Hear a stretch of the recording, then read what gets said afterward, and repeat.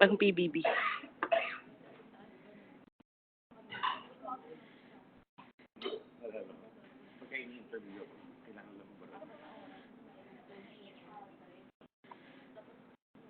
Ay, recorded ka na, by the way.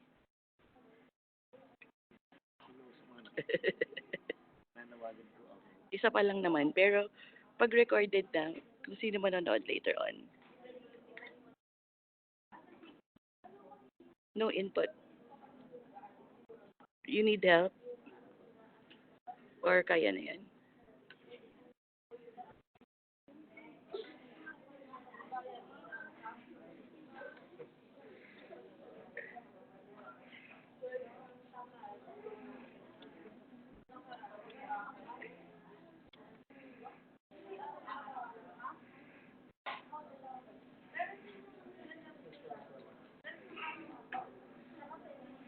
You want me to call for help? We're good. Tapos,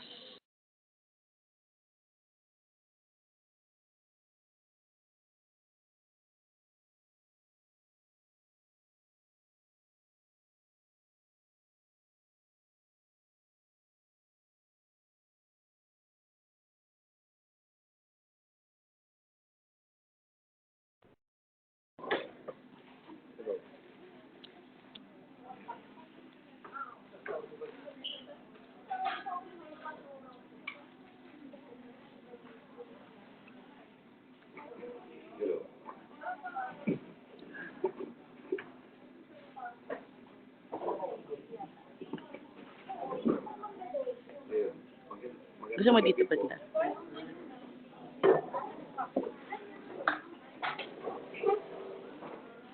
Ako sa Spocky, mga ito pa nakakilala.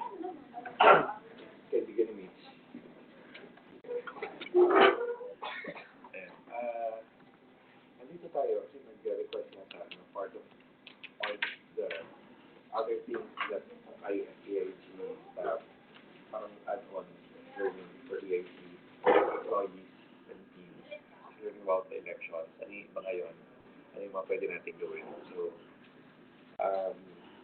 yeah. Since 1998, ginagawa namin ito. Hindi pa kami abogado. Nagpapanggap na kami ng abogado para magpagawa ng election lectures. Ang una umilas sa akin nun, para magpanggap ng abogado si Mary. So, ipatawag kami sa kanila. Itong minaret. That's true story. Yung isa kasama namin nun, taga-Solzen, judge na ngayon. Yung isa kasama namin, Senior Vice President ng Pag-ibig. Hindi rin siya pwede nun kasi taga-amnesty commission siya. So lahat kami, si Mary kami pwede kumulma, lahat kami gobyerno. Ako naman, ako lang yung si abogado, yung wala first year. That was 1998. Lagi nila ako sa pinakamalaking resisyo sa isang probinsya. Doon yung base ng kalaban. Kasi diba hindi abogado doon nilagay. Anyway, so we've been doing this since 1998, so more or less our group has more or less been trying to perfect both the operations and training for elections. So lahat pinatuloy namin, mula SK, barangay, national, local, president down. So we've done presidential candidates from SPGPM to all other candidates, party lists, senators, local, iba't ibang local, and hanggang SA, pinatos namin. Walang election since 1998 na hindi kami na-involved. So, sabi na, baka raw magandang i-share yung experience.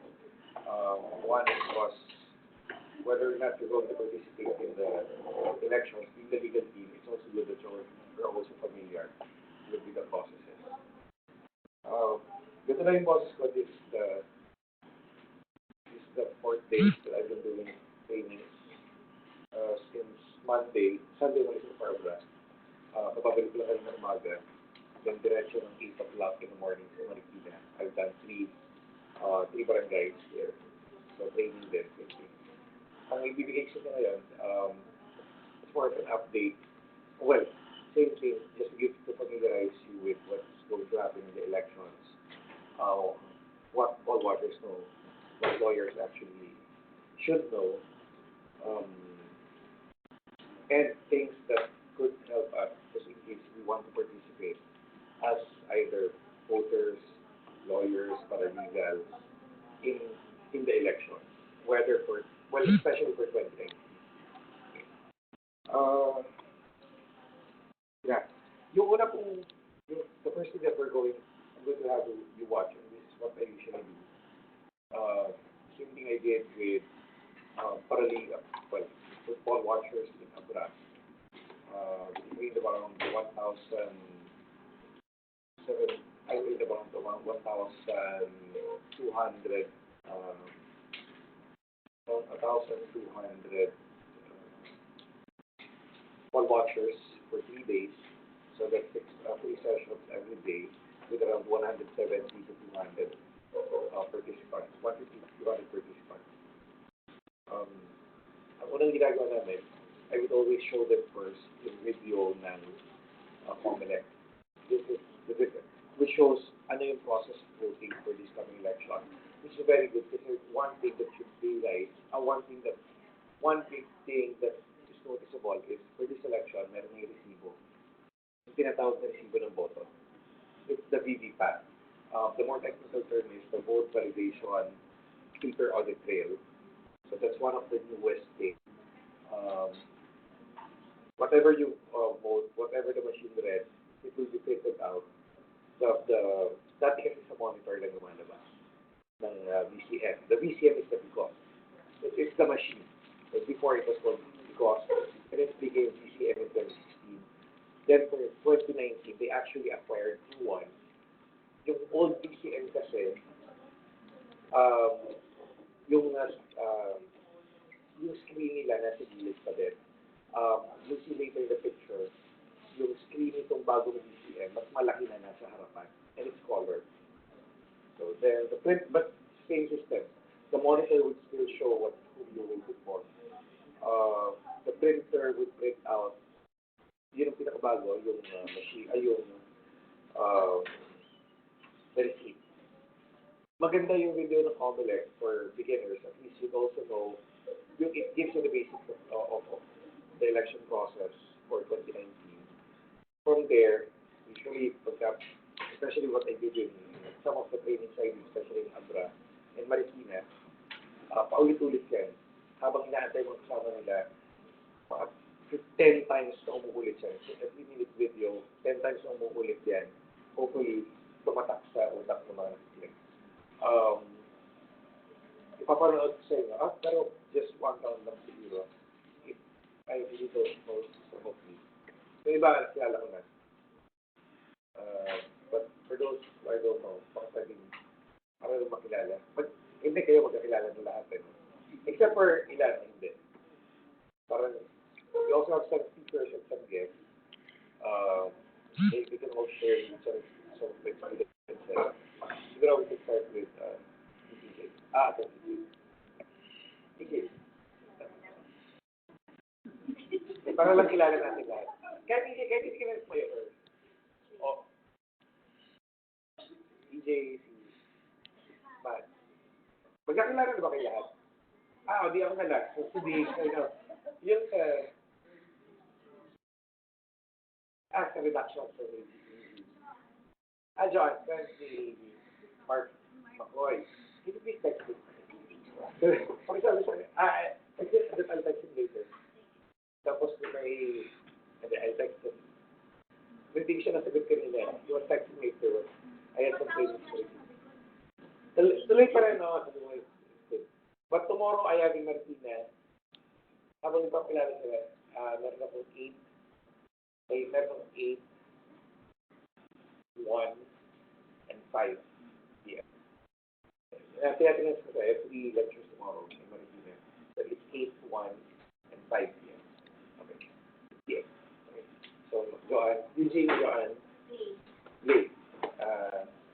Paralegals. Paralegals. Yeah, Alden. Oh. Ay, sila. Teammate, no?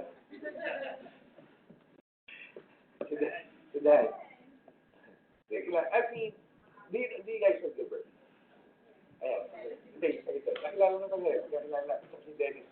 Dennis, of course. Kasama, kasama mo sila. Dennis, Ina. And, I don't know if, hi boss. Okay. The boss day, the big day. Okay, so papanoorin muna natin. Then, what I'm doing is also trying to replicate what I do sa training sa bus. Mas less, I'm more lively and ano ba yan, mas visual and mas animated kapag ka masa at pag-watch ng kausap. Especially you have to contextualize it in their reality. Hindi ko lang magagawa ngayon yun. Kasi nga, ang pinag-usapan natin, this is a generic, general lecture and seminar orientation because it's an add-on lecture for people who want or who are interested in what's going to happen in the election. Okay. Then, sige. Okay. If papanoorin mo yung video, then you can take off from that video.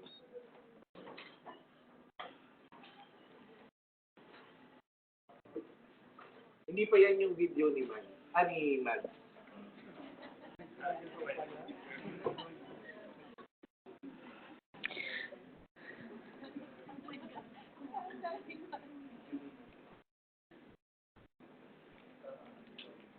Okay.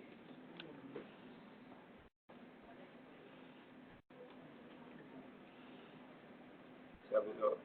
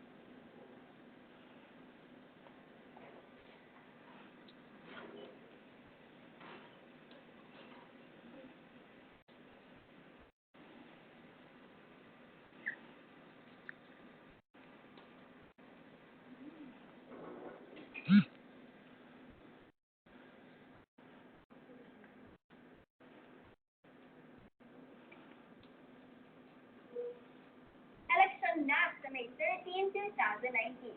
Mula 6 a.m. hanggang 6 p.m. ang botohan. Ang mga rehistradong botante ay boboto ng 12 senador at isang party list para sa national position at isang miyembro ng House of Representatives, Governor, Vice Governor, Mayor, Vice Mayor at mga miyembro ng sangguniang panlalawigan, panlungsod at bayan para sa local position. At bilang isang botante, ang pagboto ay dapat nating paghandaan. Narito ang gabay para sa tamang pagboto. Bago pa man dumating ang araw ng eleksyon, pag-isipang mabuti ang mga kandidatong nais iboto. Mainam na gumawa ng listahan ng mga iboboto. Para sa maalam na pagdedesisyon, alamin ang plataforma, track record, background, paninindigan sa mga issue, at iba pang mahalagang impormasyon ukol sa mga kandidato. Sa araw ng eleksyon, pumunta sa iyong polling place, mabuting magdala ng anumang valid ID. Hanapin ang inyong pangalan sa listahan ng botanteng nakapaskil at tandaan ang inyong precinct number at sequence number sa listahan. Lumapit sa electoral board at sabihin ang inyong pangalan, precinct number at sequence number. Sisiguraduhin ng electoral board ang inyong pagkakakilanlan gamit ang EDCPL o Election Day Computerized Voters List o sa pamamagitan ng Voter Registration Verification Machine o VRDM na gagamitin naman sa ilang mga piling lugar. Matapos masiguro ang inyong pagkakakilanlan at walang nakita sa mga marka o inyong mga kuko, ibigyan kayo ng isang balota. Suriin ang balota para siguro na wala shade liban lamang sa firma ng Electoral Board Chairperson. Gamit ang marking pen, i-shade ng buo ang bilog sa tabi ng pangalan ng kandidatong iyong napili. Huwag mag-overvote o mag-shade ng lagpas sa dami ng kandidatong dapat iboto sa bawat posisyon. Ipasok ang inyong balota sa BCM, vote counting machine, at pagkatapos, ibalik ang marking pen at ballot slip sa vote. Ipoproseso ng BCM ang inyong balota at makakasya ang inyong vote. Pagkatapos, mag-print na ng voting receipt ng BCM kung saan nakasulat ang inyong mga balota. Ang resibo ay itutuloy ng Electoral Board lubog. Bago ibigay ang resibo, nanagyan ng delivery ng buo ng inyong kanang ito. Sabihin ang inyong voting receipt. Pagkatapos, ay ihulog ito sa nakakitang lagayan at saka lumabas na ng polling place. Tandaan, bawal ilabas, iuwi, at kuhanan ng litrato o resibo. Simple, madali. Kaya sa May 13, 2019, sumama sa pagdesisyon para sa bayan sa pamamagitan ng pagboto. Dahil ikaw, ako, at bawat botanteng Pilipino ay bahagi ng malayang bayan, malayang halal. Isang paalala mula sa Comelec Voter Education Committee at ng ipilang ito.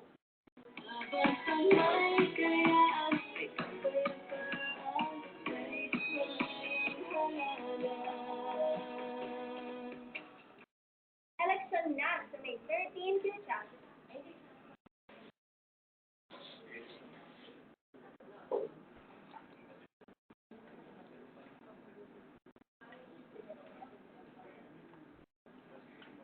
Okay.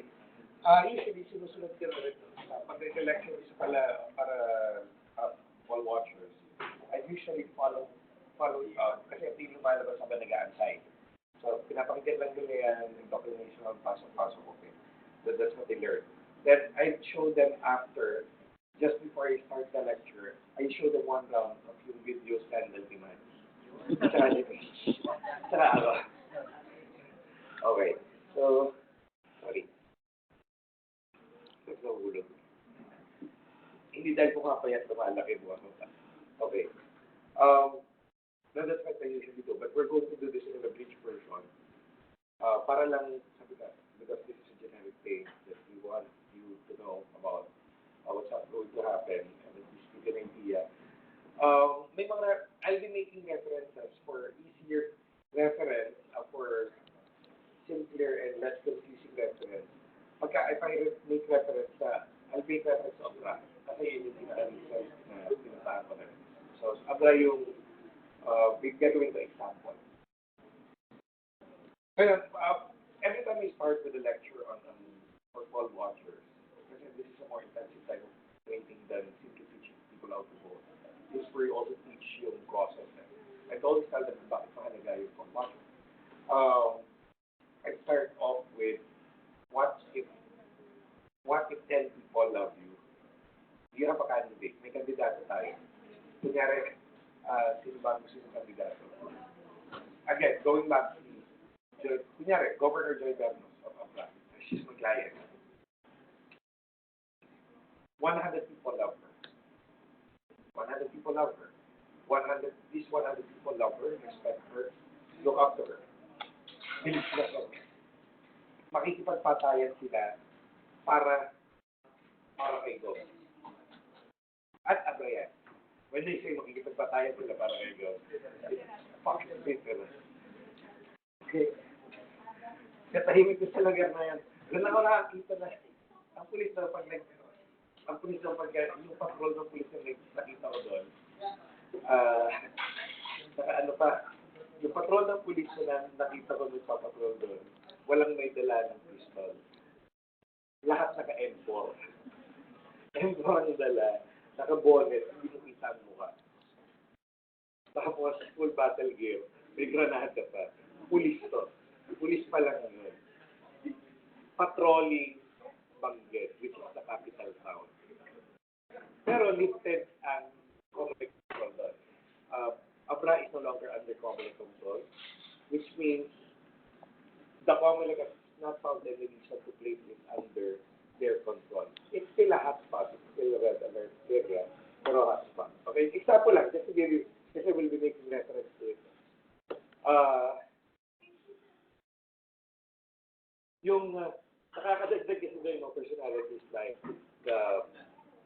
one of the Abra is a one legislative district body.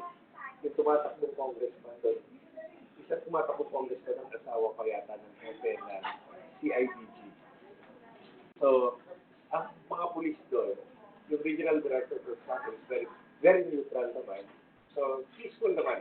Ayaw ng sundalo at police na magkagulo sa area kasi mapapaya sila. Klaro naman yun. But there are also some police officers there. Hindi rin naman naiwasan. Of course, they will use their own network. Like CIDG from the national headquarters currently there. Right? Of course, sabihin, just infection and all, but who knows? Iba rin kasi yung linya na. Pero, the entire time I was there, unlike in the previous election, wala pang reported na napapatahin talaga. Kasi dati kasi meron ka agad eh. Months before the election, every other week, meron nangyayari. Right now, it's a lot more peaceful compared to previous. But sinasabi, just to contextualize you to give you an idea of where we're going to place this, because the lecture, I don't want to lecture on a vacuum. We'll be lecturing based on what's actually this. And I would always tell the poll watchers start with a question, what if 100 people actually do love Governor Joy Vernon? And they respect her. And they trust her. That this means, for every 100 that loves Governor Joy Vernon, 5 of them, there are 5 people who love the other candidate. Para mas realistic. If there are 80 people who love Gov Joy. For every 80 people, there's 80 people.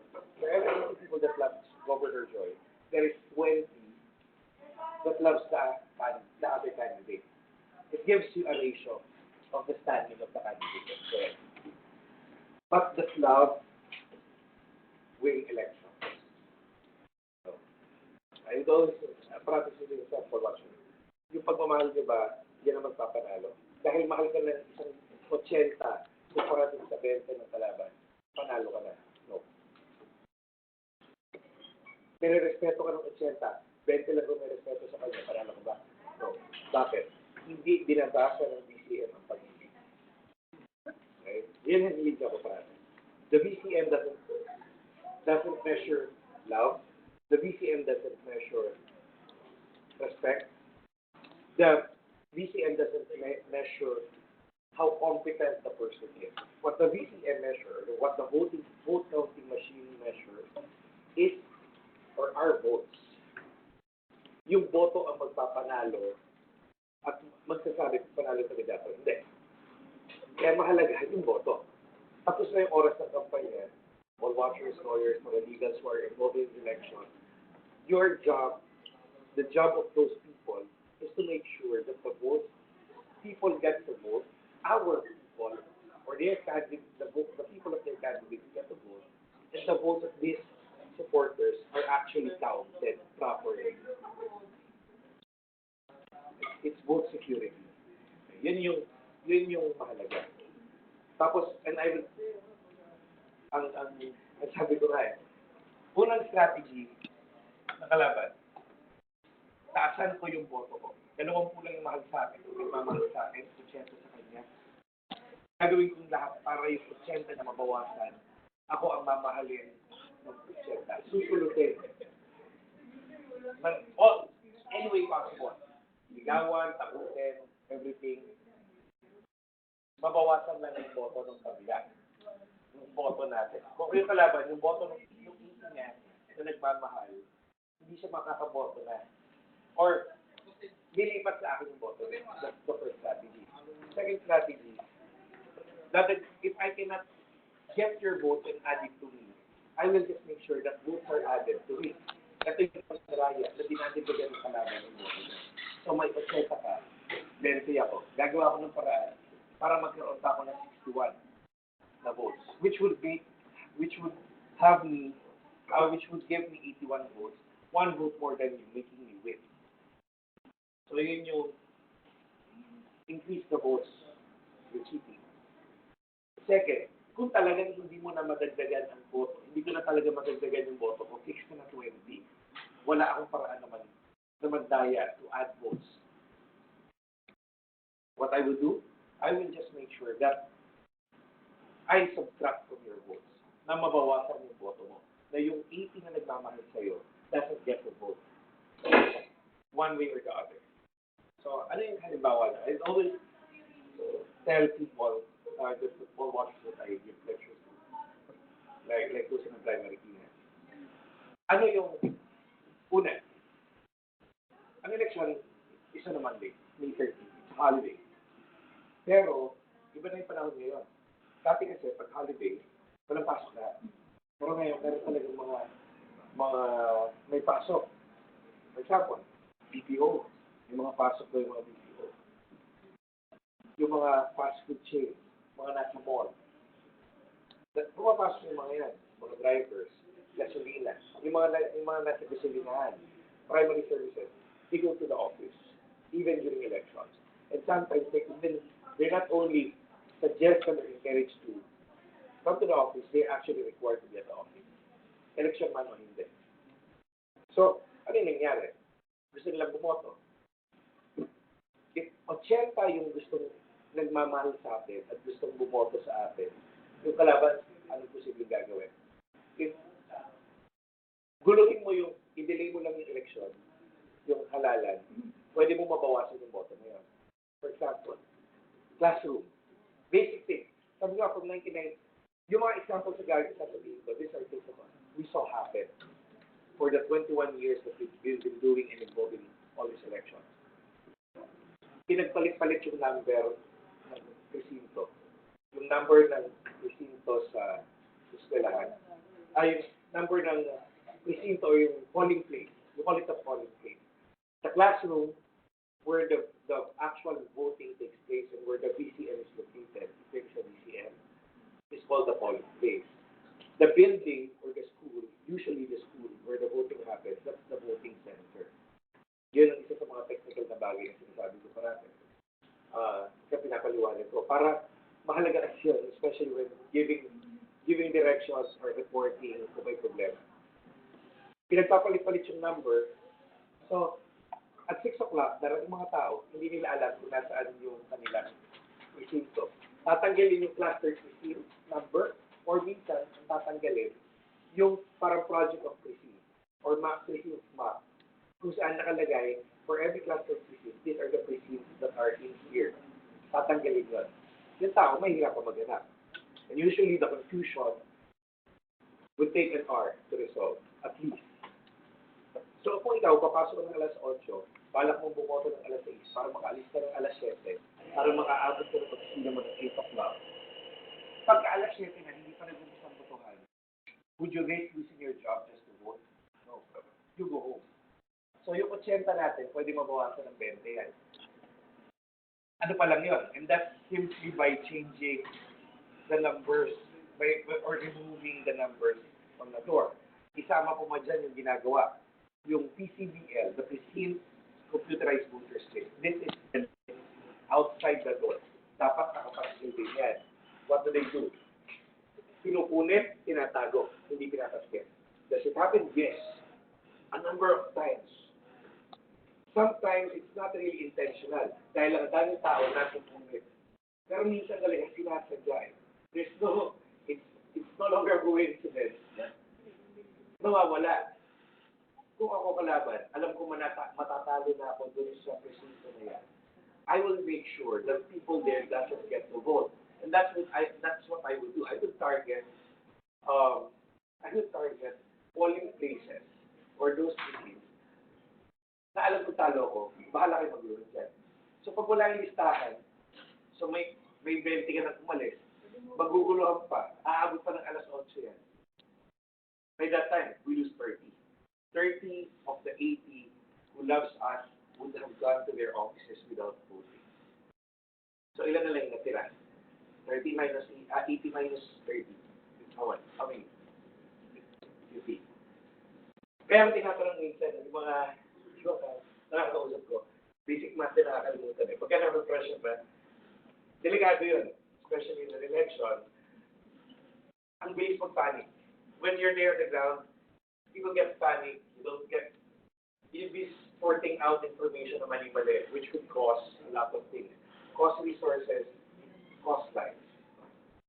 Just an example. So, 30 nabawasan na tayo. Simply by people not making sure that the numbers are there, and the lists are there, and the perceived numbers are there.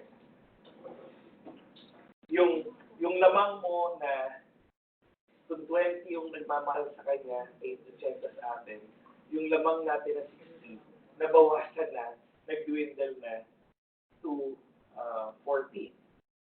Ngayon, pagboto. Question. Kapag kayong pangalan mo ba wala sa PCBL sa labas, could you still vote? Yes, no? Yes, no? Could you still vote? Even if your name is not outside? You have to do the sworn statement. True? Pagka wala sa wala sa PCBL yung pangalan nyo. Yeah. Actually, you don't have to do anything. What the law requires is that you have to, for a person to vote, they will need to have the name must be in the list, the election day computerized voters list, the NCBL, which is the list held by the poll clerk inside. One of the members of the electoral board. Ito yung may biometrics. Kahit wala ang pangalan mo sa labas, but the name is there, you can still vote. Kahit yung pangalan mo nasa labas, but it's not in the SCBL, you cannot vote. One issue that came up, paano kapag walang picture yung sa NCBL? Could you still vote? Wala yung picture mo sa NCBL. You're a voter. Could you still vote? Yes, no? Yes, no. Yes, you can still vote. But because there's doubt, bawasan natin. Yung 20 natin na binawasan, umalis na dahil nagpalit-palit ng number because of the initial confusion, babawasan natin ng 5. So 25 na yung umalis na hindi nakaboto. Why? Kasi nagduda tayo o yung watcher sinabi sa kanila, pag wala yung pangalan mo, alis ka. Diba? So let's fight. So it's 25. The 80 is now at 55. Okay, at 55 votes. Magpasok.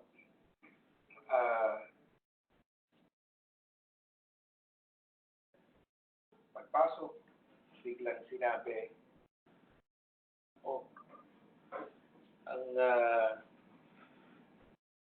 pabotohin natin. Ano na, kasi example pa lang naman to. Pinaboto na siya. Binigyan ng balota. Pinaboto. The BCM rejected the ballot. And this usually happens. Yung botante, minarkahan niya, tama lahat. Sakto. No overvoting. Ni undervote, walang undervoting. Lahat ng position, sinagutan niya. Lahat ng circle, minarkahan niya. Black, 100%. Perfect circle. Walang lagpas. Tama lahat ng ginawa niya ng botante. But when the voter fed the ballot, the filled up ballot to the PCM, may reject. Can the voter get a new ballot to vote again? Or to fill up, can he or she request another ballot from the EB para makaboto siya ulit? Yes, no? Yes, no? For every doubt, for every second, we lose one vote. 3, 4, 5, 6, 7, 8, 9, 10. Okay. Tigil muna natin sa 10. The answer is yes. If the voter did everything right, there's no fault that could be attributed to him or her for his or her ballot not to be read by the BCM, pwedeng mag-request yung voter ng another ballot. Paano kung yung second ballot niya, hindi na naman tinanggap? Can he or she get another ballot? 1, 2, 3, 4, 5, 6, 7, 8, 9, 10. 20 boto na yung nawawala. 11, 12, 13, 14, 15, 16, 17, 18, 19, 20. Answer, may doubt yes or no. The answer is yes. Under Comelec Resolution 10-4, 104.16. Ang dati kasi, isa lang, that last election, isa lang ang pwede. Ngayon, ang nakalagay na sa rules, as long as there is no fault on the voter can request for another ballot. Walang sinabi doon, as far as I can remember. And kung makakalusot kumaway na. Pero the rule is, if there is no fault on the voter, pwede siyang bumoto. Kasi ano ba yung possible reason for the rejection? It could be that the serial number is wrong. Anong kasalanan nung voter kung serial number ng ballots na binili sa kanila wala? So right now, as long as it is not the fault of the voter can request for a ballot. Dahil hindi niya alam, may 25 na tayo na walang boto, di ba? Bawas 30. Tigil natin. 55. So 80 minus 55, ilan lang yan? Ayan, sinabi kong bakit. Math yan, basic math. 25. So, 25 na lang yung nagmamahal sa atin. Pwede bumoto. Ilan yung kalaban? Ang nagmamahal sa kanila? 20. Okay. Kasi, hindi natin nabantayan. Sabi natin, ay, hanggang isang boto ka na. Pero kunyari, hindi binasa, walang fault. Pinapalitan. Hindi binasa, walang fault. Pinalitan. Hindi binasa, walang fault. Pinalitan. Yung pang-apat, pati ko na siya, nalukot niya. Pwede mo ba siya bumuha? Hindi na. Kasalanan na niya eh. It's his fault. It's his or her fault na. Okay? Pero as long as hindi niya fault. So 25 na lang. As long as no fault ang voter. Tuloy pa rin. So, paano mo, bilang voter ka, paano mo i-assert yung right mo sa nandoon na it's not my fault, kaya hindi niya kinakain. Kasi una, makikita naman yun. May dumi ba? Meron, kasi in the first place, kung may cut yan, may fold, or may rip, or may holes, or mark na yan, mamaya pag-usapan natin yung proseso, how it is done. Papakita muna sa'yo, you do not receive, if you're a voter, you do not receive or accept a ballot that is tainted, or tattered, or may mga markings na. So, if anything happens to it, tinanggap mo yun, kung tinanggap mo yun na meron gano'n, kasalanan mo. So, every time ba na nagbibigay yung Yes. gano'n, yung watcher dapat nakatingin din? Yes. Kasi walang marking. Yes. Hindi siya lalapit. Pero kita mo naman kung malayo. Oo. Kasi, again, we will discuss that pagkadating natin sa mga karapatan ng watchers, with which we would, but quick answer, that's the reason why a watcher's area is usually located in a position in the classroom or in the polling place where the watcher can observe the EB, the electoral board, the voter, and the machine, and every other part of the polling place. May nangyari na nilagay mga watcher, nasiwa yung electoral board. Nainitan ako, lumayo kayo sa amin, mabaho nyo. Nilagay sila malapit sa pinto. I forgot where, but it did happen. Which essentially violated their right to stay in the place. Well, nandun pa rin naman sila sa loob, but their right to observe everything that is happening. yun yung assertion na, yun yung karapatan ng voter. That's why the voter should also see that. Kapag may ganun remedy, Yes. It should always be in the minutes. Dito natin tinutubo yung RMRC. As we go on, you would know about the RMRC. Yun yung aking code, the 4-letter, easy to remember code word. Yung, unfortunately, meron ba tayong print out? I'll show you some printouts of the gabay. Mas madali pala kung pinakita ko yung... Hindi ka nagsabi na release, right? You didn't say na i-release na siya. Hindi pa. We will release to you.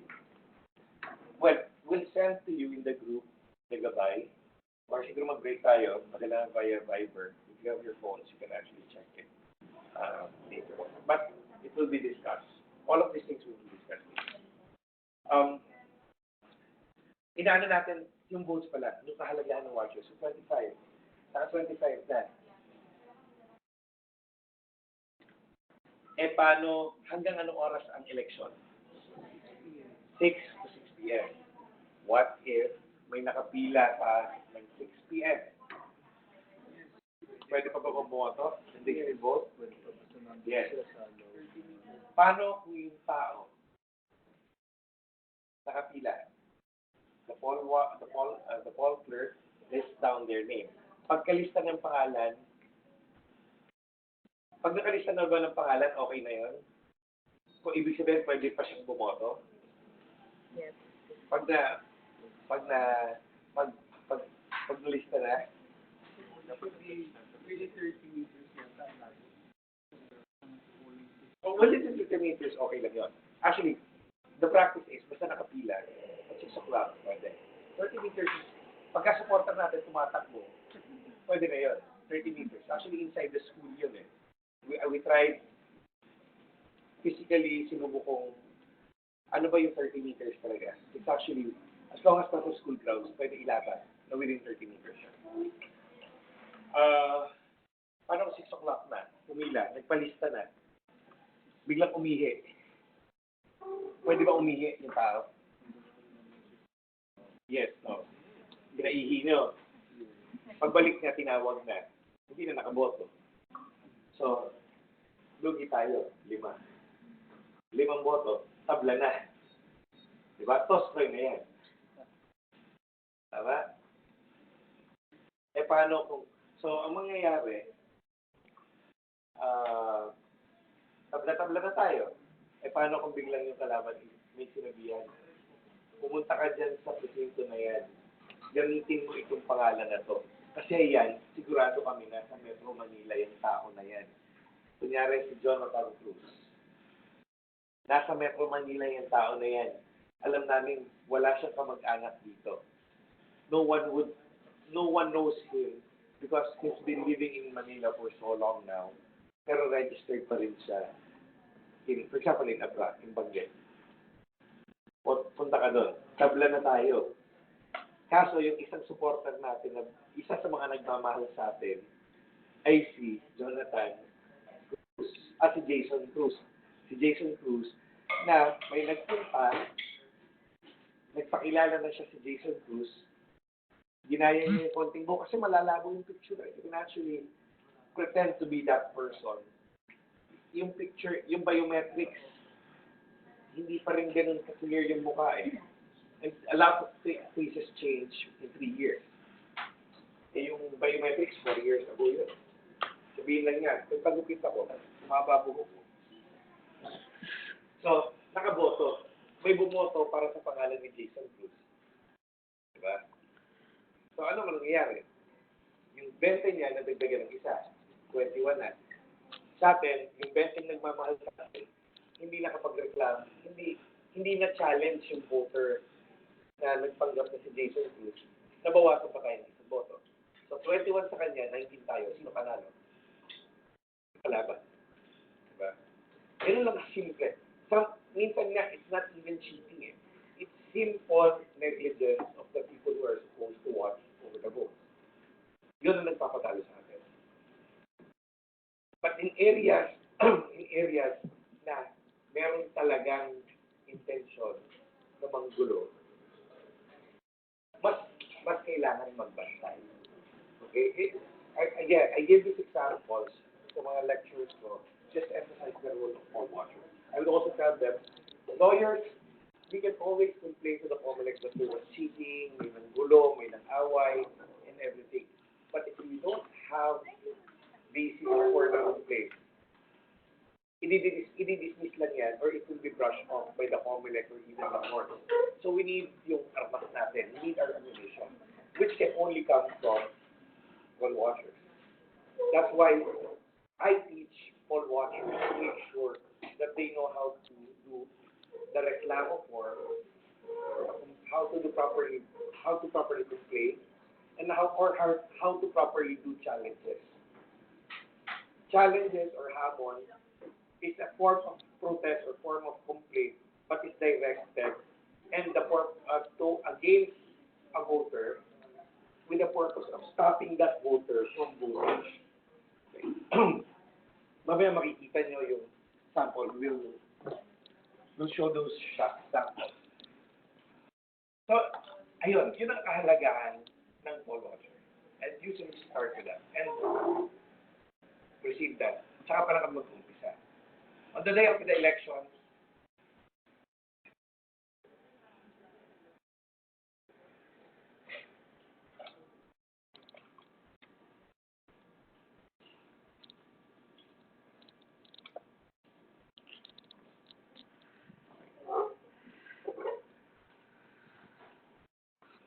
so, pinapakita ko sa yan, discuss. Tsaka pala mag-umpisa. Kasi mas mabilis ko yan eh. Pero tatanong muna sino yung mga bumoto na marami naman dyan mga dati ng naging watchers. Pero marami din, may mga lugar din ng baguhan. The next, how I would start it off would always be, on election day, sino ba ang dapat nasa loob lang ng classroom? So who are the people that you see in the classroom? Pagka-election, or in your polling place. Sino ang mga nasa polling place dapat? Watchers. Sino ba? The EB, the Electoral Board. Voters. Sino ba? Assistant nila. Na voter. Assistant ng voter. Well, pwede, but they're not really staying inside. Pero malapit na yung sagot doon. Support staff. Actually, the EB support staff. Yun yung parating nakakalimutan. So, the Electoral Board. The Electoral Board is what we call the Board of Election Inspectors before. BEI. Yan yung BEI. Binago lang ang pangalan, ginawa Electoral Board. Yung, kasi, actually, kung alam kung bakit, pagka national and local elections, BEI ang tawag. Pagka barangay elections, BET. Ang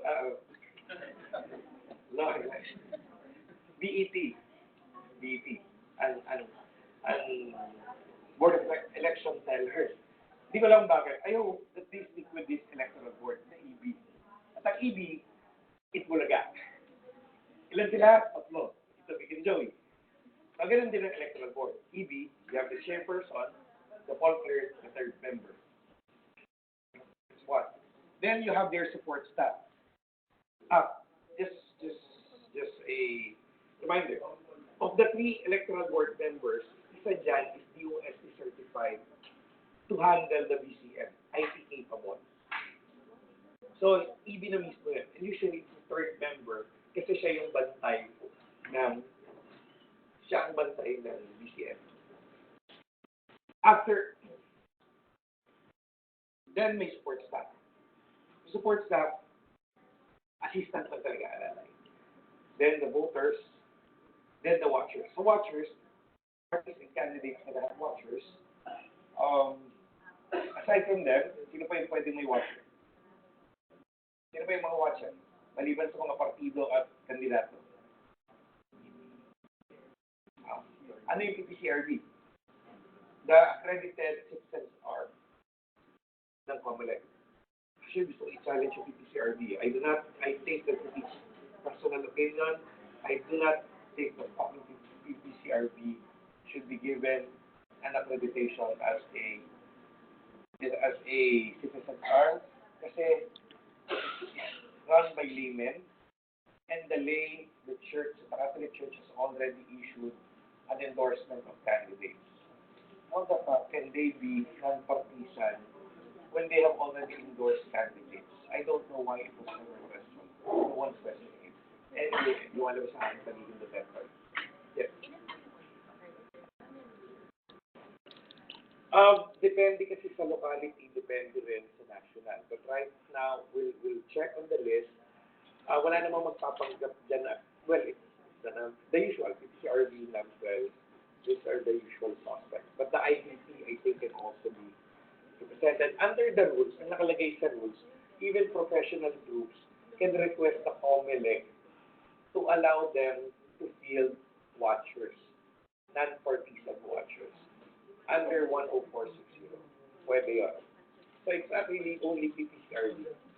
May galit ako sa PPCRB kasi they have lost their non-partisanship when the Catholic Church endorsed candidates. Catholic Church yan eh. Kaya nga parish pastoral council for responsible voting under the lay structure of the Catholic Church, which has endorsed political candidates.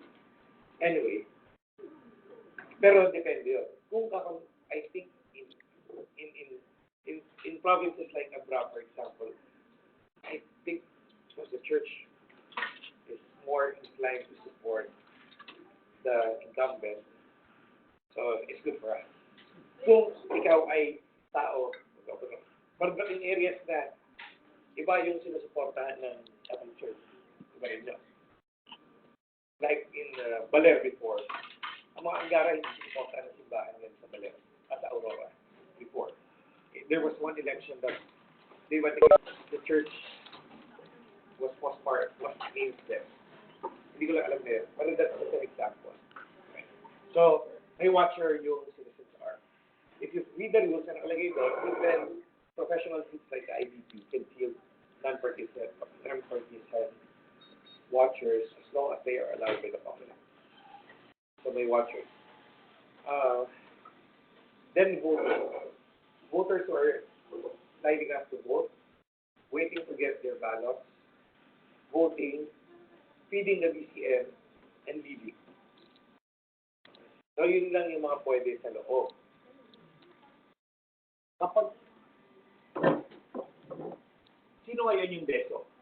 You notice that there is a DESO, and a DESO supports that. The DESO stands for Department of Education Supervising Officer. DESO. These are the highest ranking DepEd personnel inside the voting center or the school, usually a principal. And they're the ones in charge of the voting center. That's why I always make it a point that my voting center, my klaro yung difference of polling center, a polling place and voting center. The voting center is the school. Bakit? The electoral board is the one in charge. It's like para sa division. If besides na tatlo sila, sala nila yung polling place. Sila in charge dyan. Everything that happens inside or in the immediate vicinity of a polling place, it's the electoral board who has control of it. Pero paano kung sa gate ng school, may tumambay, armado, in civilian clothes, may barel, kanino kayo magsusumbong? Not the electoral board. Ang hanapin nyo, yung DESO. Yung DESO, kung buhay pa siya, ay, biro lang. Yung DESO, biro lang, wala kang mabakal. No, I just came here, magsakala ko, gumala pa ako doon. Binyari lang, pupunta kayo doon. Pero, sa kanya magsusumbong. Sa kanya magsusumbong yung mga tao. Oh, bakit may mga ganyan sa gate? It's the DESO who's going to call the police, or meron ng police assigned doon, or military assigned there, to check on it, to make sure to secure it. Yung mga namimigay ng sample ballots. Pwede ba mamigay ng sample ballots? Ng election day? Pwede Sunday. Sunday pwede. Makulong kayo lahat. Bawal na mag-campaign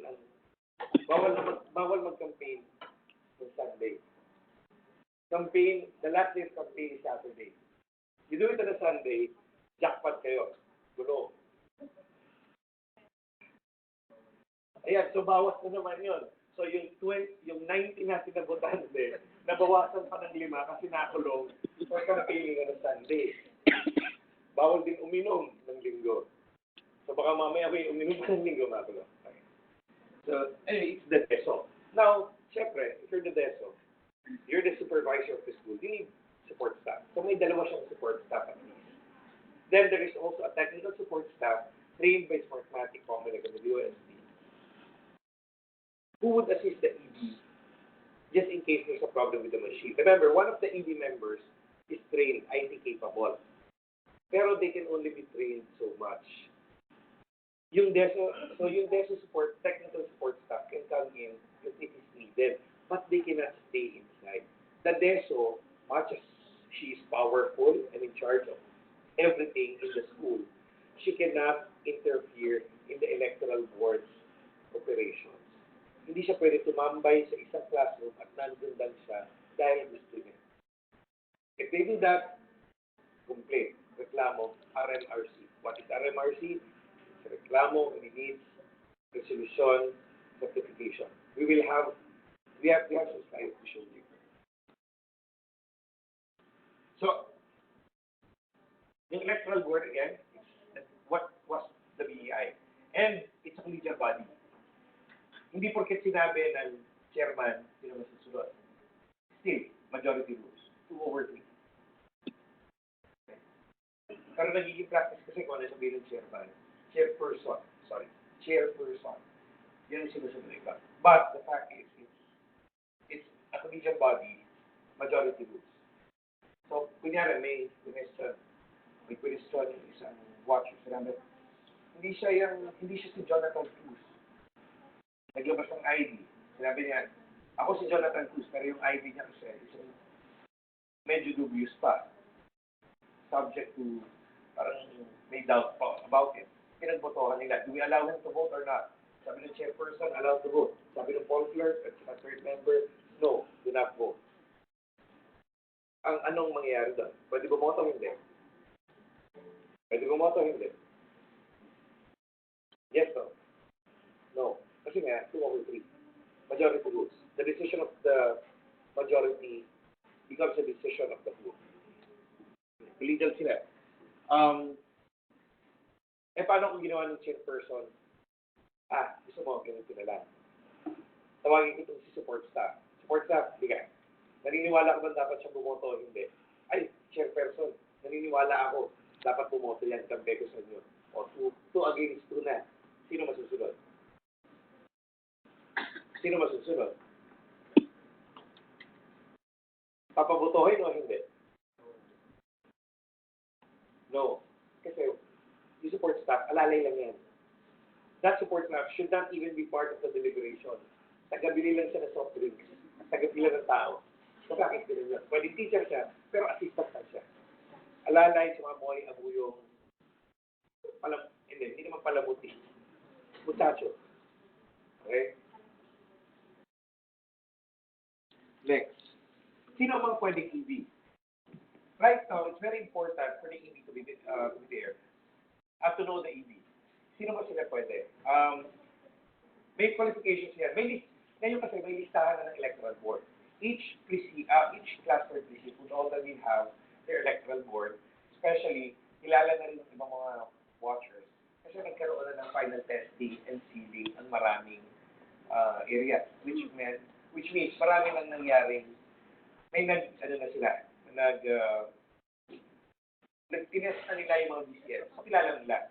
Ang COMELEC right now, the election officers, nag-release na sila ng mga names of members of the electoral board of all precincts under their jurisdiction.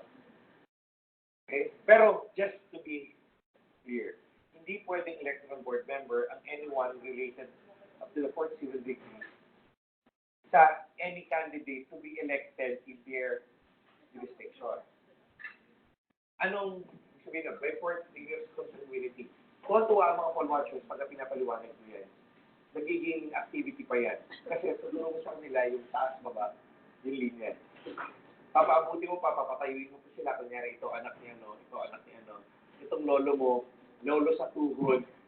But essentially, but if you really look at it, ang shortcut doon, pinsang buo at mas malapit pa, bawal. Kasi yun yung fourth degree. First cousin. Pag second cousin na yan, lagpas na yan. Ang kailangan na paliwanag, yung pagka lolo sa tuhod, ang yun sa apo niya, hindi pwede. Hindi pa rin pwede yun. Kasi isang linya, apat yung linya. Okay? So, bakit mahalaga yun? Kasi sa probinsya, lahat magkakamag-anak. Lalo na in provinces, small, sparsely populated provinces like Abra. Malaking land area, pero konti ang tao. Lahat ng pamilya magkakamag-anak. Kahit yung mga nagpapatayan, magkakamag-anak. In one municipality, there are only 2,800 voters, registered voters. Imagine that. So, imposibleng hindi magkakamag-anak ng mga yan. Pero syempre, yung degree of kamag-anak, din yung tsuhin, ako, o pamangkin sa lolo, pamangkin sa impo, pamangkin sa yung the entire add a part of the body to the title. Ano yung add a part of the body to the title? Lolo sa tuhod, lolo sa talampakan, pizza sa puwet, ganyan. Ganyan lang, okay? So,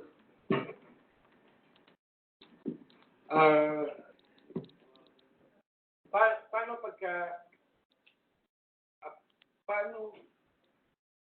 ano ko na, qualifications. So, paano pagka hindi pala qualified? Nalaman nyo, hindi pala qualified. One of the candidates is actually a second cousin of a candidate who's going to be elected in their polling place. Kasi posible, yung kandidato would be voted for in a different district. Doon sa distrito nila, hindi. So, okay lang yun. Pero kunyari, kung kamag-anak niya senador, ay walang imposible na mayroong presinto sa Pilipinas na hindi magboboto ng senador. So, hindi talaga pwede. Sorry. So, paano kung hindi pala pwede? Under current rules right now, kung hindi pwede, there is already a list of substitute members prepared by the COMELEC. Meron na yan. So, papalitan na lang nila.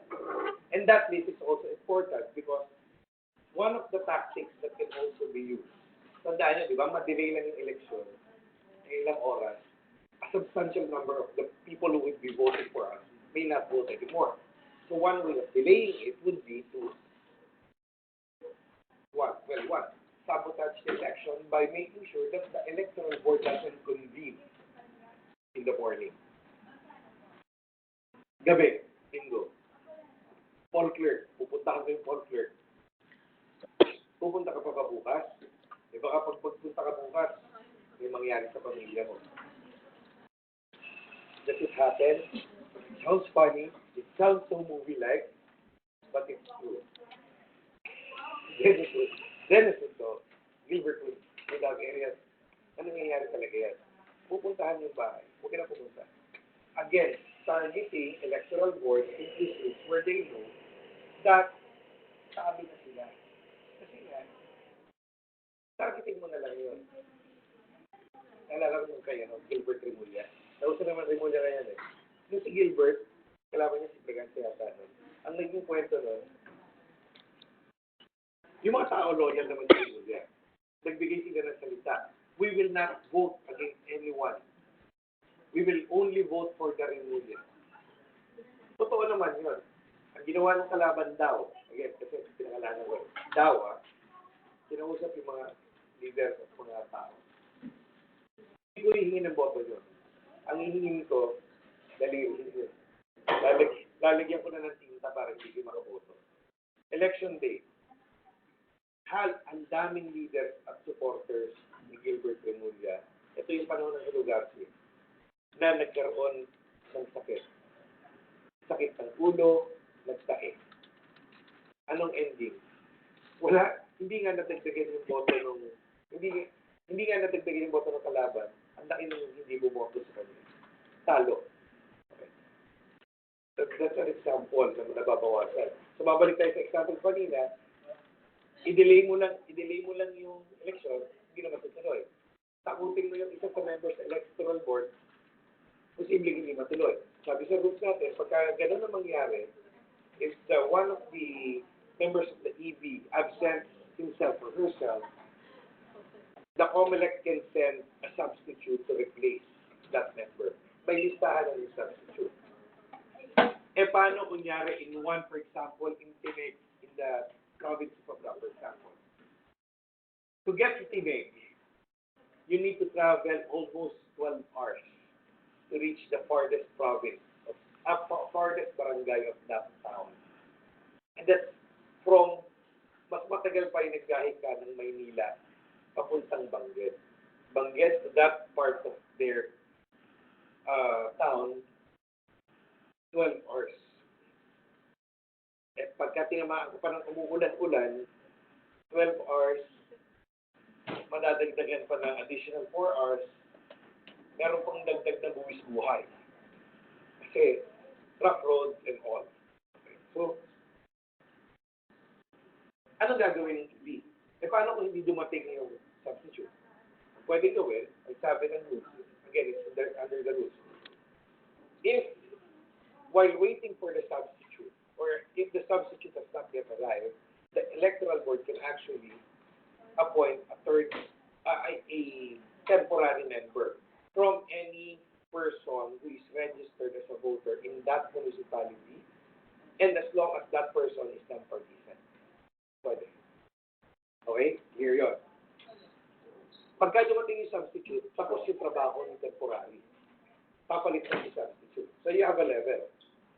The regular members, the substitute, and the temporary. The substitute may listahan na.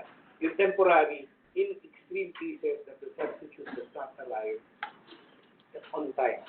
Okay. Next. Yung kapangyarihan ng EB, sinasabi lang naman sa mga tao, ang EB parang Diyos yan. Parang judge, parang justice. Subukan mo magkamali sa lahat ng dapat gawin, sila nagpapatakbo ng electoral board, nung election sa kanilang classroom. Subukan mong maggago, kaya nilang pakulong. Subukan mong magloko, kaya nilang ipatapon. So, that's important. They are the gods of the classroom. That's the electoral board. Ito yung paano kung may lumiban, paano kung may nawala, which I already explained to you. Okay. Okay. Support staff. Sino support staff? Natulog. Alalay, Misaso, Amuyong. Wala siyang karapatan na to participate in the deliberation of the electoral board, nor vote. Okay. Ito yung sinasabi ko. Sino mga pwede bumoto? Only those whose names are in the NCBL can vote. And as long as they are not disqualified. Ito yung PCBL. That is the PCBL. The Precinct Computerized Voter System. It just shows the name, the number, and the precinct. Nothing else. Dati may address check, pero alam ko yung sa lista na wala. Okay. Whether nandiyan ang pangalan mo, it doesn't really determine if you can vote or not. What determines whether your right to vote or not is your inclusion in the electoral election day certified voter list. This is an old, the 2019 NCBL. Mas malawak na ngayon, mas mahaba ngayon. Okay. Now, ano yung sinasabi ng disqualified? In the NCBL, there would be a column beside their name, an annotation, or even an annotation in the name. Na pwedeng nakalagay doon, AVI, absentee voting. Pagka absentee voting ang nakalagay na doon, that means you're not supposed to vote there anymore. Pwede rin kasi nakalagay PDL. What does PDL mean? Person deprived of liberty. Mga preso, nakakulong. These are people awaiting final conviction or who's still on trial but has not posted bail or cannot post bail. So, in theory, they're still innocent. So, sabi ng Supreme Court, dapat botohin niya. So, boto pa rin. Pero hindi sila boboto sa classroom. Hindi sila ilalabas ng kulungan para bumoto. Yung balota nila, dadalhin sa city jail or provincial jail or district jail. Right? Kasi may BJN. Pag province kasi, merong BJNP. So, ito yung mga district jails or provincial jails which is run naman by the provincial government. But yung mga temporary, these are temporary detention centers for people who are still awaiting trial or cases are pending or their appeals are pending. Hindi yan nakalagay, iba yung sistema nila ng pagboto. Baka nakalagay din double registration. Ibig sabihin, double registration, hindi ka pwede bumoto din. So you have to check kung ano yung nakalagay. Ang pinaka-isa, ito nangyari. Again, the examples I give you are examples that actually happened in our case or we encountered. Ito last year lang. Last elections lang. Umiyak, bumoto. Galit na galit, babae. Magago sila, binastos sila ng tatay ko. So bakit? What happened? I voted, I saw in the list that my father voted. Oh, ano problema doon? My father has been dead for 2 years now. Patay na. Nakaboto pa. So, pagka nakalagay dun sa deceased, hindi, dapat unang boto yun. There's no way that a deceased person can actually vote. Kung ano yan, kasi baka may loto ko na, hindi, yun yung biglang nag-reappear, yung presumptive death, ang nangyari lang, kailangan pa rin ng court order to be declared that you're alive. Okay. So, deceased, no, you cannot vote. Now, pagka-watchers naman, we go into the watchers. Yun pala. Pagka kulang yung picture, kulang yung biometrics, pwede pa rin. Ang nakalagay sa rules, basta nakasulat ang pangalan mo, pwede ka. It didn't say, your biometrics must be complete. In theory, lahat ng nakapangalan sa SCDL should have complete biometrics. But we don't really have a perfect system. There are always lapses, so it's possible. Meron na kasi previously na mga hindi pinaboto kasi walang picture. Right? So, now, picture nung sa SCDL. Next, we go to the watchers. So the watchers, sino mga watchers? All parties and candidates are allowed watchers. What is critical here is kung ano yung nakasulat sa appointment of watchers. Watchers are supposed to have an appointment signed by the authorized representative of the party or the candidate. Yun ang dala-dala nila. More important actually than the ID. Kaso, the COMELEC, sorry may mga comments ko, baka hindi isa rin sa nila. Mga COMELEC ngayon, may style. Mga gagawin. Bakit nila? Sasabihin nila, kung hindi yung ID, kailangan issue ng COMELEC. Kailangan bilhin sa amin yun ng 20 pesos. Walang resibo yun, mga tangina nila. Gago. There is nothing in the rules which says that should be the case. Ang sinasabi na sa rules, kailangan may appointment paper. Pero syempre, sino tanga na kandidato? Mag-questionin mo naman at aawayin mo yung COMELEC mo. Diba? Eh kung 20 pesos lang yan, bigyan mo na. Pero kung 20, pero 1,000 yung, you have 2,000 watchers. 2,000 times 20. Diba? Malaki-laki na rin yan. So, walang resibo. Pagkain pa sing lawyer, 100 pesos per ID. Natatawa lang ako. Kasi pareho eh. Whether in Metro Manila or in a far-off province like Abra or in a city like Marikina, ito COMELEC, pareho linya. Ay, kailangan niyo po ng ID. Gawin mo kayo sa amin. Tapos walang resibo. No one questions it. Kaya sabi ko, biruin mo, sabihin nyo, nanghingi ako ng resibo. Pang-asar lang. Anyway, I'm saying this because it's good that you're also in the loop, you know, some of the side stories. sometimes it's the side stories that add on to the experience. Mahalaga yung appointment of watchers kasi doon nakalagay, kanino watcher ka. For example, in a province like Abra, that's the closest example I can give. And Marikina, dahil din yung dalawang hawak ko ngayon. In that example, yung mga watchers nila, lahat sila, watchers sila, supporters sila, sabi ko, pinapaliwanag ko, lahat kayo, nagbabantay ng boto para sa takeover for Joy. Pero huwag kayo magpapakilala na watcher kayo over Joy na gano'n lang. Ang pakilala niyo officially would be kung sino yung partido or kandidato na nakapirma sa appointment of watchers. For example, there are some groups na in Abra, as I said, may mga watchers sila na nakapirma is the National Unity Party, which has an affiliated local party, the Partido Ascenso of the incumbent governor of Abra. NUP sila. So meron silang mga watcher na NUP. Pero meron din silang mga watcher na ang hawak na appointment paper is Liberal Party. Ang maganda naman doon, ang Liberal Party is now the dominant minority party, which means, one, they get an official copy of the envelope containing the first 7 printout of the election return. And hirap nung pagka magpakilala sila, ako po yung watcher ng government. Ako rin, watcher ng government, may gabangan sila. Pareho silang labas. Ang masama dyan, pag talagang gagawin, like what's happening there, kakasuhan pa sila, falsification, or you're lying. Ang papel nyo, hawak nyo, watcher kayo ng partido na to. Tapos iba palang kandidato ang dala nyo. Makakasuhan pa kayo doon.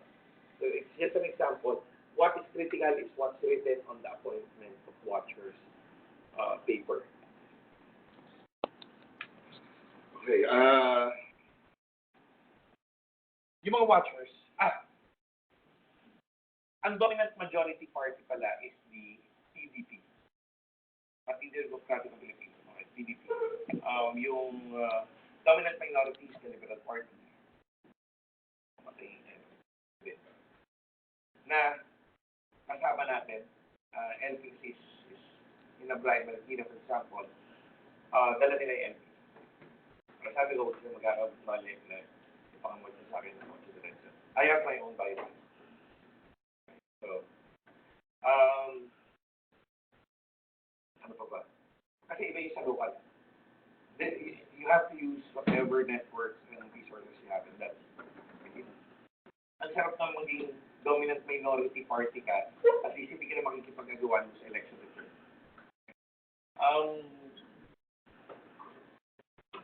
Yung mahalaga din sila kasi kunyari na puno, lahat ng party list pwede magkaroon ng sarili nilang watcher. So, pwedeng mapuno ng 100 plus yung watcher sa loob ng isang presinto. Totoo yun. So, ano gagawin? Palalabasin lahat. Ang matitira lang sa loob na watchers would be the Citizens Arm, Dominant Minority Party, Dominant Majority Party. The PDP, the LP, and the Citizens Arm. It could be PCRB, NAMPEL, or IDP. So, sino yung pinayagan? watchers. Then, qualification of watchers, ang sinasabi ng dapat hindi walang conviction or parati kung this is not, there is a gray area in the rules. Ang sinasabi ko of reputation.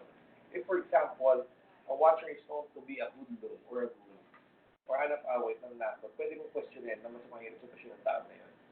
Then it would be a decision of the electoral board whether to allow that person to stay or not. Pero dapat rehistrado na rin siya doon sa municipality. It's possible that the watcher can come from a different barangay, but they must be registered in the same municipality. Yun nga lang, useless to get a watcher from a different barangay kasi nga, hindi niya kilala yung mga tao. So, yung iba naman nakasulat na, they must not be, yung watcher must also not be related to any member of the electoral board. Winning the fourth civil degree. So,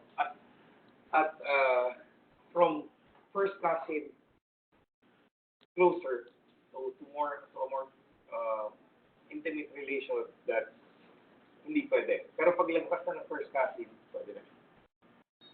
Again, it's important dahil napakaliit na probinsya. Marami sa atin sa mga probinsya, maliliit na lugar, magkakamag-anak lahat. Also very critical, hindi pwede ang barangay tanod, barangay official, elected or appointed, or barangay sweeper, BDSO, o sino man, anyone receiving salary, honoraria, or allowance from the barangay or the SK. Bawal din ang mga SK officials, appointed or elected. Believe me, marami pa rin nagkakamali dyan. At marami pa rin nag-i-insist. They feel that they will not be caught. Problem is, if you are up against the Chief Justice of the Supreme Court, for example, they will fucking do all the technicalities because they know that they don't have the votes, especially with survey states. That 80% now goes to a candidate in a or in the incumbent. That's just an example. Okay? So we have to be careful of all the we have to be careful of all technicalities. Ito yung pwede nyo ipasa sa mga if you're going to talk to your friends before the election. Okay, rights of watchers. Meron akong, I just need to show you this. I'm sorry, my fault. I wasn't able to print out some of the materials.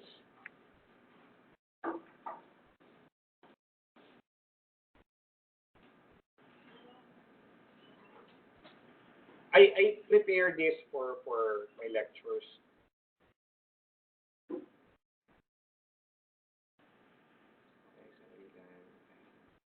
This one. It's a book, para siyang pamphlet ang itsura niya. So, hinahati yan sa gitna. If you notice, nakalagay na dyan yung name, municipality, barangay, what plans cluster precinct are you kung binabandayan mo, anong voting center, anong mga dapat mong dala. Kapag may problema nakita pa nila, agad tumawag sa what number you have to call. Then yung mga karapatan na rin ng watchers. These are all based on Public Resolution 10460. Okay? Then sa likod niyan, the process of challenging votes and process of yung reklamo. I think Atty asked about this earlier. Mababasa naman niya. Okay. That's the outer page. Now the inner page, when you open it, it's like this. So nandito na yung ang proseso ng pagboto. So you have a flow chart already. I designed that flow chart based again on Public Resolution 10460. Then some of the quick facts that you know or should be highlighted.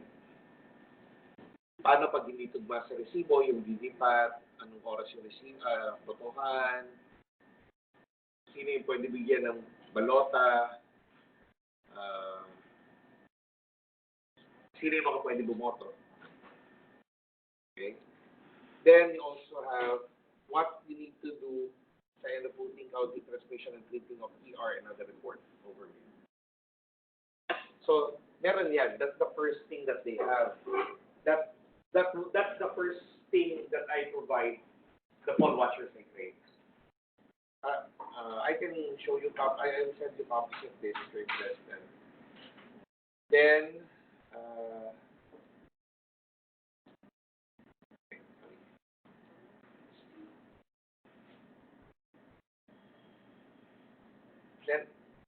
yung meron din kasama yung TF1, NLE 2019 TF1, National Local Election 2019, then template form 1, that is what I call the challenge form. The challenge form, again, yung kanina, all the materials tayo gumawa. Ako yung gumawa. So, template na yan. Kaya template form is a template form Andiyan na yan, just put in the details, and para mas madali buhay nila, they don't even have to memorize the reasons. Nandiyan na. Okay? Sino ang pinakamalakas na kandidatong alam nyo? Na Bongo, for example. Do you think Bongo would win in the election? Would Bongo win? Are you willing to bet on it? Are you willing to bet on it? I'll bet 1,000 pesos against 100 pesos. Ano, totoo? O, pustahan tayo. Bet, pustahan tayo. Totoo. Witness ka, Dista. Hindi, labas yung tanda mo. Okay. And suddenly, EJ just made herself vulnerable and lost her right to vote. Why?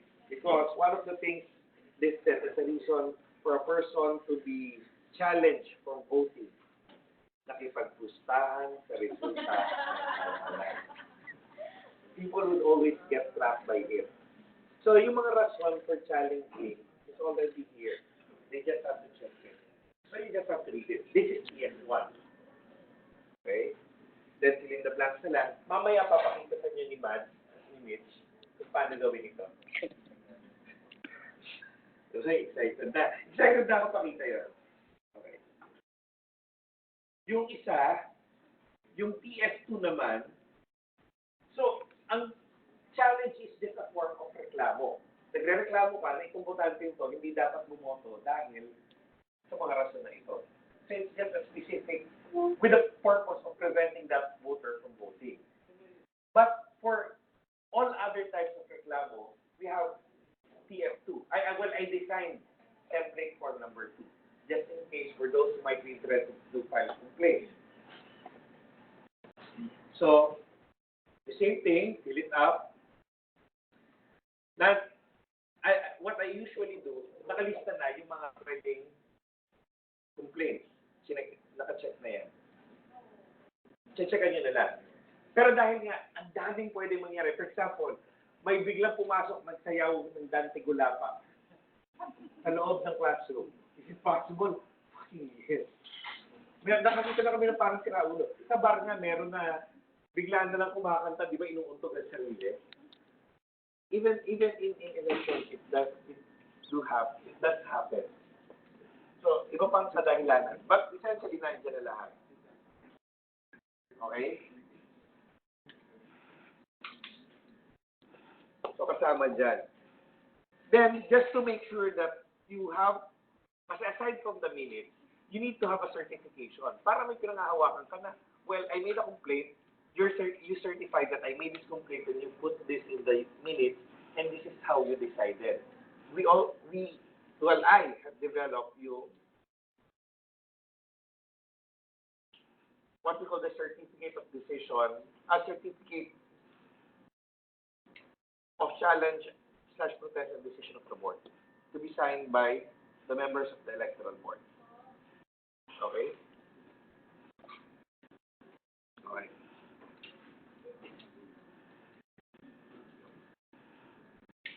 Meron po palang, this is an example of the appointment as official poll watcher.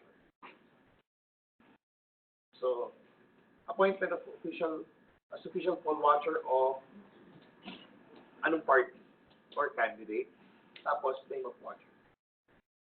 Firma. Okay. Now, going back to our presentation, ano yung mga rights of watchers? Nakasulat na doon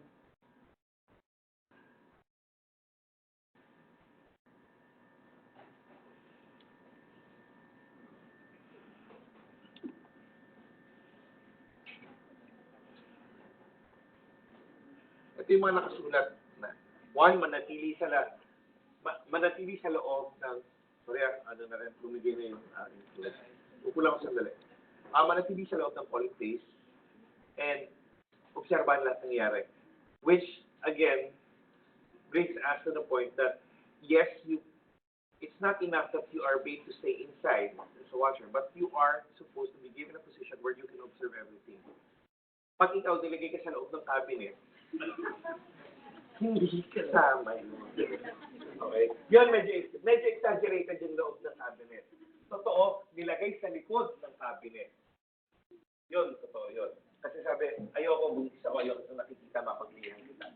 Lumayo ka sa akin.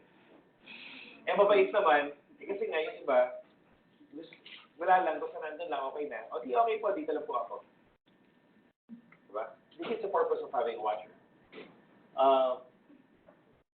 Isulat ang lahat ng saksihan and buka ng trato o video ang mga pinagaganapan habang butuhan at bilangan. Disturbing fact, both in Marikina and in Nebraska, my experience, recently, kanina at saka nung since Monday, they have this, there is an impression that you cannot bring cell phones with cameras in classrooms. Mali. Pwede. Pwede magdala ng camera or video. Basta hindi gagamitin to take pictures of your votes, of the ballots, or the receipt, or the monitor, which shows yung VVPAT. Yun yung receipt. Yung VVPAT, hindi kailangan hindi kunan. But you can bring the camera and to video everything that happens. Suddenly, a candidate comes in, campaign, hindi naman siya butante, huli siya. Video. Okay? File the complaint, RMRC. Next, tatalon muna tayo. Mabasa dun sa dulo. Mabasa ang ER. Pagkatapos ng bilangan at siguraduhin tugma ang i-anunsyong resulta ng chairperson ng TV. A watcher, for example, would have a right to look at the election return and make sure that what is being announced is the same thing as what was printed out. Kaya tinanong yung 5 and 6, ito yung mas critical. The right to file a complaint pagkain na reklamo or challenge and to get a certification that you actually did file a complaint or challenge. Doon sa likod ng pamphlet na ginawa ko, nilagay ko na yung kung paano mag-challenge and paano magreklamo. But essentially, the process is just really the same. And the process involves RMRC.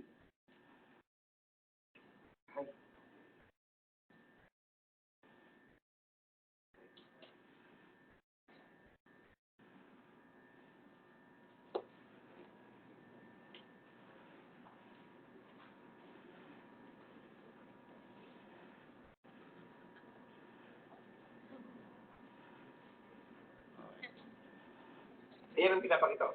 Sino yung nasa kanan? Marami sa inyo hindi nakilala yan. Si Ramon Magsaysay.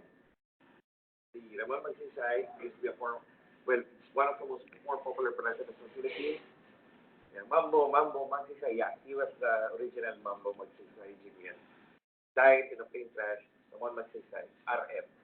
Then RC Cola. I think everyone is familiar with RC Cola.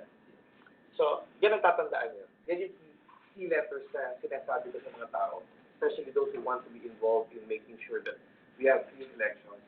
RMRC. What is RMRC? Maghain ng reklamo, ilagay sa minutes, hingi ng resolusyon, hingi ng certification. Every time, yung mga, well, at least for example, in Marikina, I make sure that they memorize this. I will make watchers, when I lecture to the watchers, I would make them repeat this 10 times at least. Una, papabasa ko sa kanila, ano yung R, ano yung M, ano yung R, ano yung C. Para kami nag-cheer. Mamaya, tatakpan ko na yung LCD projector. Ano yung R, ano yung M, ano yung R, ano yung C. Okay? So, reklamo, minutes, resolution, certification. Essentially, that's the summary of the summary that's already in the gabay. Okay. Next.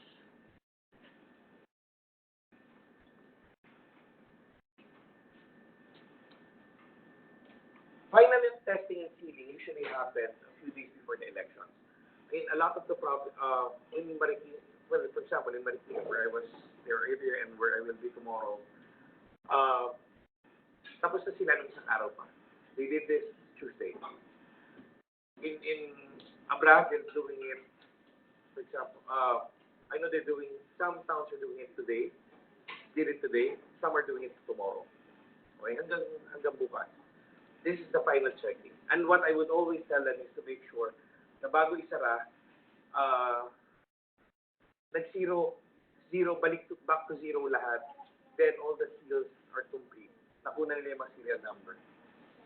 Ito yung itsura ng DCM. As I told you, there's not much difference except that for a fact na yung monitor mas malaki, colored pa. But the receipt would still be printed on the side. Ballot would still be fed here. The SD cards would be here. There are two cards, the backup memory card and the main SD card. The backup memory card will never be removed from the VCM. The SD card, the main SD card will be the one removed from the VCM after voting and counting is done and the VCM is shut down. Yun yung nilalagay sa envelope na maliit. Pag magkamali, Okay. Usually ganito kaliit. Mamaya papaliwanag ko kayo yung mga nakasulat. paano pag nagkamali ng kuha? Paano pag nagkamali ng kuha ng SD card? Pag nagkamali ng kuha ng SD card, okay lang. Basta may isang matitira. Okay? Nangyari na rin yan. Nagkamali ng kuha ng SD card.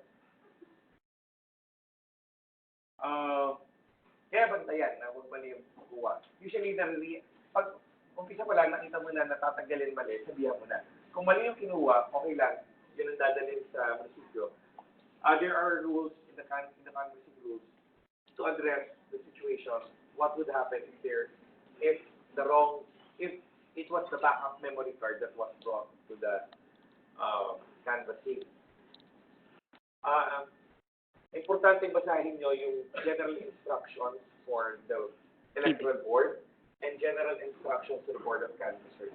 Copies would, well, if you're interested, copies would be sent to you. If you're really interested.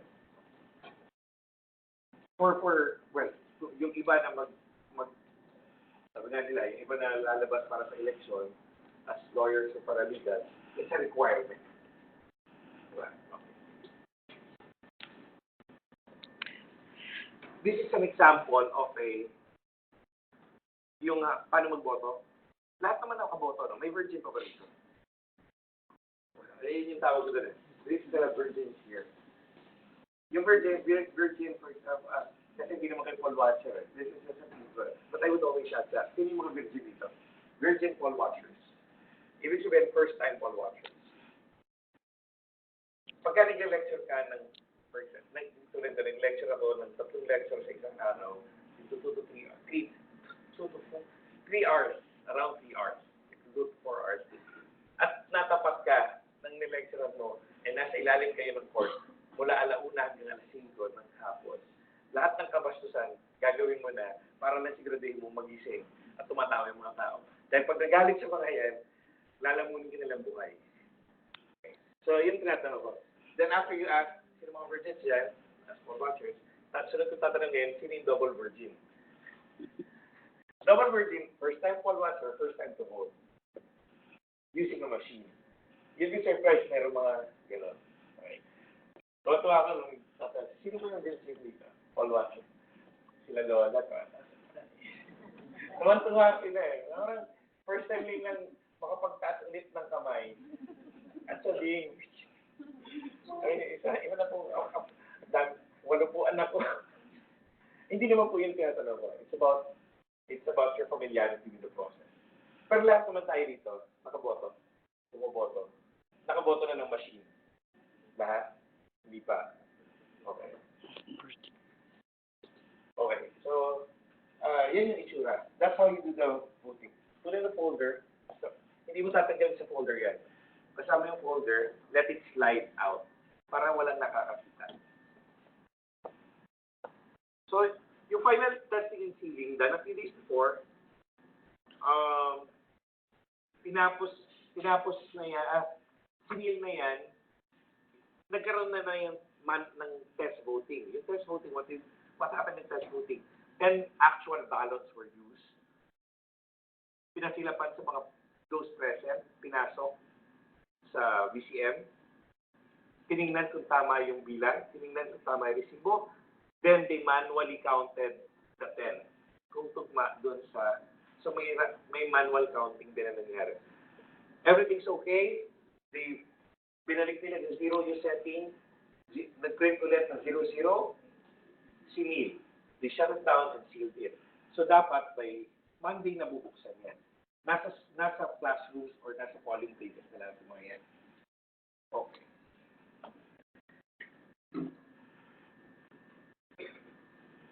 Okay. So yun naman yung sinabi ko. Ang proseso ng botohan ay usually divided in that stages. Bago ang botohan, pagtatapos ng botohan, bilangan, canvassing, proklamasyon. The canvassing and proclamation happens at the municipal level, at first for municipal. Yung mga nagbabantay sa municipio, usually election day, ang kasama dun sa election day, in practice, the election day in the province setting, the election day includes the proclamation which happens, hopefully, at the evening of Monday or Tuesday. Tuesday na at the latest, at the municipal level. Especially kung nag-transmit naman. Kasi kung nag-transmit naman, and by the last report, nag-transmit naman last time, nag-transmit naman daw halos lahat, nakapag-proclaim agad ng resulta as early as Monday night. At the municipal level. Or Tuesday morning. Yung canvassing, for example, at the province, inaantay muna yung matapos yung canvassing ng munisipyo kasi it's not the vote from the VCM that transmits that is counted, but the canvassing report or the canvassing results from the municipal, which is counted at the provincial level.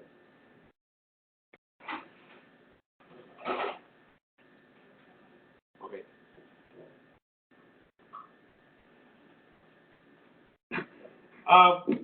Anong oras dapat, for example, ang election is at 6 a.m. to 6 p.m. But the electoral board members are supposed to be there at their polling places at 5 a.m. prescribed by law. So that is the time the poll watchers should also be there to make sure that everything's okay. Ito yung ginagamit ko na some of the tips. Ibabalik ko na lang dyan, pero ito yung tip ko parate. Okay. From 5 a.m. to 6 a.m.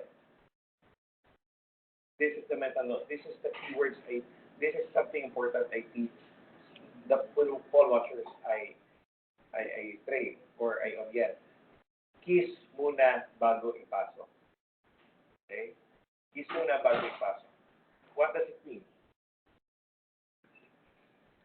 Kiss. Make sure kumpleto lahat ng gamit, lahat ng material.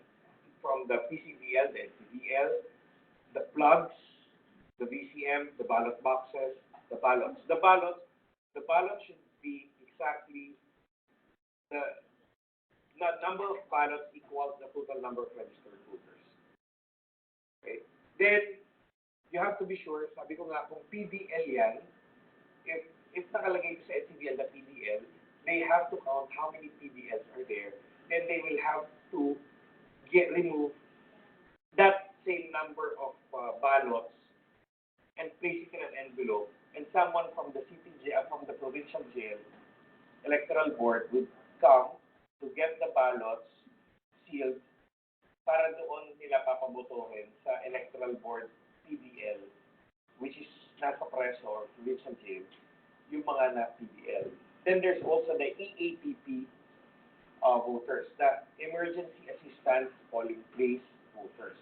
Sino itong mga to? Senior citizens who can no longer climb up the stairs, mga buntis, hindi ako, yung mga mas malalaki na yung sana ng political. Okay? Yung mga PWDs, persons with disabilities, bawal din yan. Hindi naman bawal.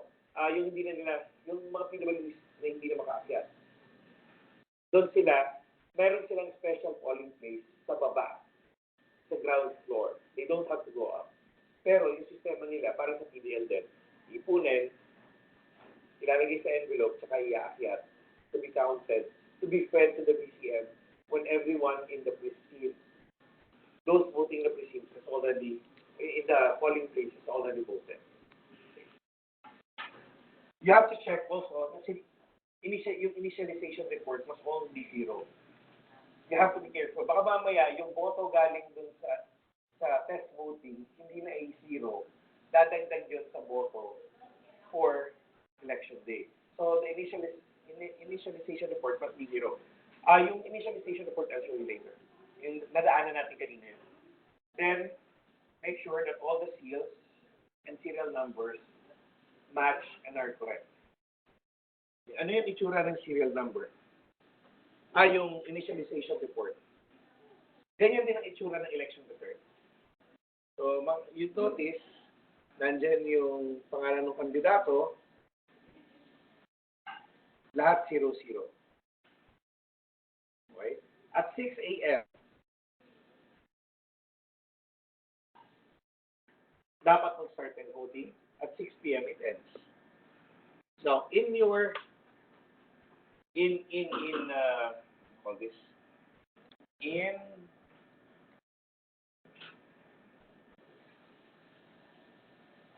the gabay, the interface of the gabay, there's already here. Ano yung process ba? Regular process of voting. Importante, titingnan ko pangalan ko sa labas, sa PCVL. Whether or not nandun ang pangalan ko, papasok ko or papacheck sa NCVL, I will present myself to the hall clerk. Frederick Parolan po. Frederick Parolan. Nandito sa NCVL. Ikaw nga ito. Frederick Parolan. That's the time for a watcher to challenge kung may question about my person or right to vote. Okay, nakalagay na dun sa challenge form kung ano yung mga basis. Pagka wala namang question, the poll clerk will have the voter sign the NCBL. After signing, the voter would now face the chairperson. The chairperson would get one ballot, sign it at the appropriate box on the ballot, then show the ballot to the voter. Hindi awang ng voter. Tingnan niya lang. May marka, malinis, walang punit, walang tiklo. By doing that, nakikita rin ng watcher. Madali naman mapansin yun. Kung okay din na lahat, nakita malinis, the chairperson would now put in the ballot in a ballot secrecy folder and give it to the voter with a marker, with an explanation on how to vote and where to vote inside the room. Pupunta na yung voter, boboto na siya. Ang markahan, make sure below. Now, may question kanina about overvoting. If you overvoted, for example, butante, nag-overvote sa senador, 13 ang binoto. Magagamit mo pa ba yung balota niyo? O hindi? Can you still use that ballot or not? Yes? You're sure about it? Any other answer? Yes? Can you still use? Pwede? Pero may duda pa yung iba na nag-yes. Yes, you have to emphasize that to people that you would be advising now to vote. Even if you make a mistake in one and overvoted in one position, an overvote would only invalidate the vote for that position, but not the ballot itself. So all other positions which was properly filled up would still be counted. Understood? Iba yung pagka napunit. Okay? Hindi pwedeng papalitan yun pagka nag-ikaw ang nagkamali. Now, what else? I already explained earlier, pagkatapos ng boto, pupunta na the voter would now go to the BCM. Bawal ipakita yung balota. Also, make sure, well, ito ang ginagawa to. May mga watchers din sa kahit may camera, yung zoom para makita yung boto ng tao. Bawal yun. Ayun yung mga abuso. Yun mga dapat pakulong. Ireklamo dapat yun, RMRC. Okay? This is... Okay. After nitong process, papakita ko sa inyo yung video on how to do the reklamo.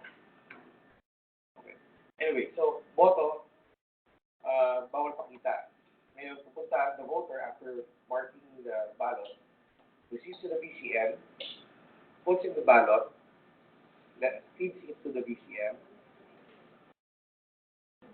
feeding it to the, once the ballot is fed, the monitor should show that it was read, and that the receipt will be printed out containing who you voted for, who the voter voted for. After, ang problema, pagka hindi tinanggap, di ba, I already explained to you, as long as hindi fault no voter, pwede siyang kumuha ng balota pa. Pagka wala namang problema, babalik niya folder, and pen to the third member. The third member would put an ink, indelible ink, on the right finger of the voter. Pagkalagay ng tinta, saka iaabot ng third member yung receipt o yung VVPAT dun sa voter, which contains yung boto niya. Hindi pwede tingnan ng kahit sa sino yung laman ng VVPAT except for the voter. So dapat iabot siya, hindi sisilipin ng third member. Hold, abort. Pagka may problema, hindi tugma, reklamo ka agad yun, reklamo. The EB is supposed to make the voter sign behind at the back of the receipt and attach the receipt, the challenge receipt or problematic receipt, to the minute and put the details of circumstances there.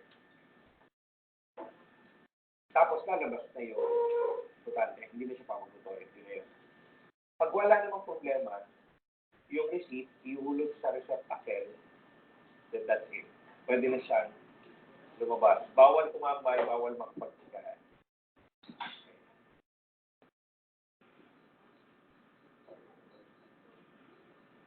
Okay, sandali na.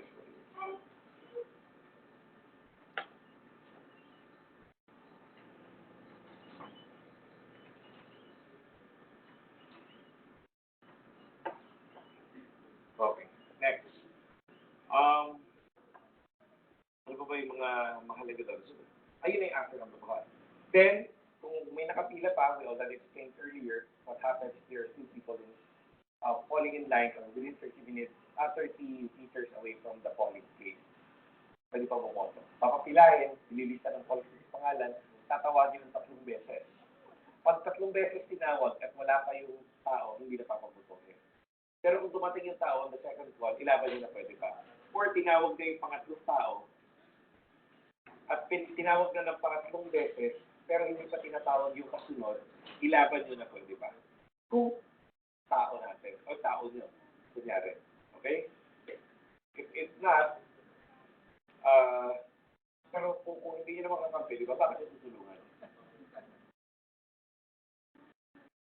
Bahala na yung mga kakampi nyo sa kanya. Once it's closed, wala nang boboto sa polling place, yun na i-feed yung boto ng PDL, iboboto at saka yung boto ng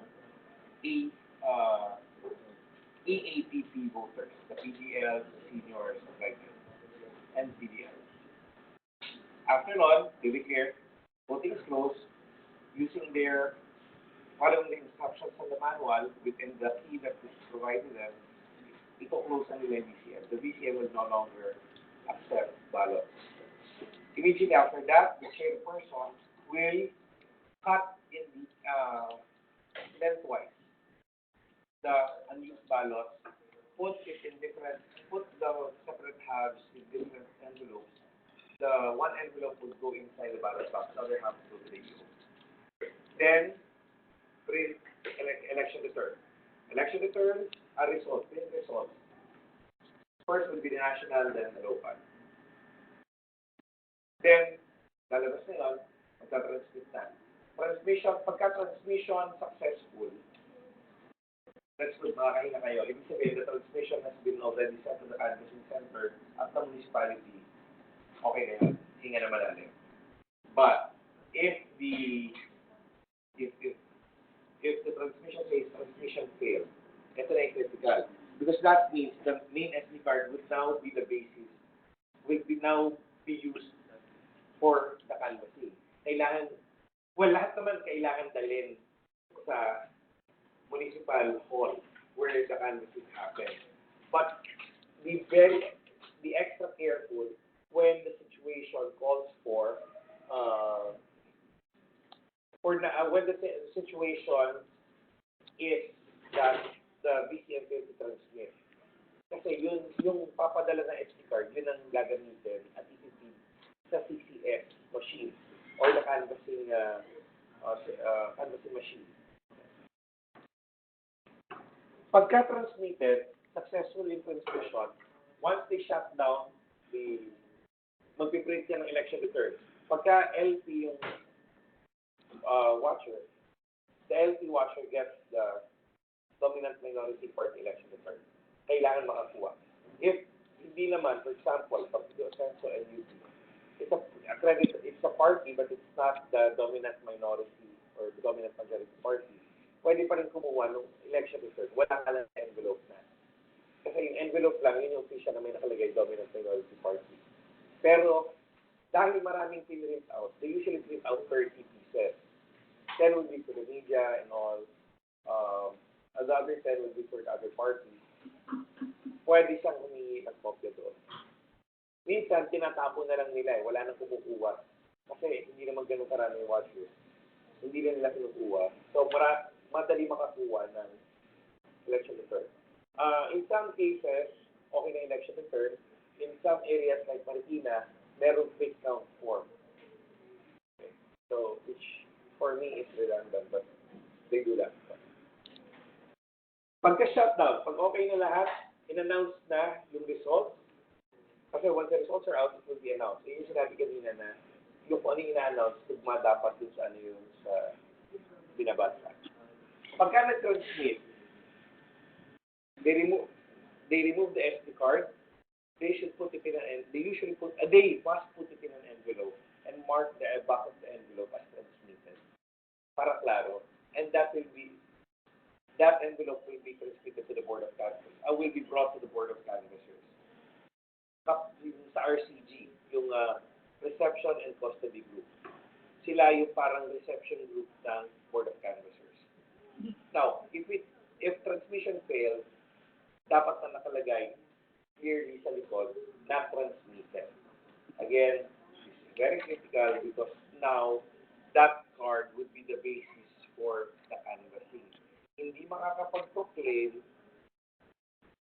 kung wala yan at the municipal level, which means kung may magbabantay ng mga election day doon, for example, mapipilitan sila na magtagal kasi bahagi ng election day services to make sure that the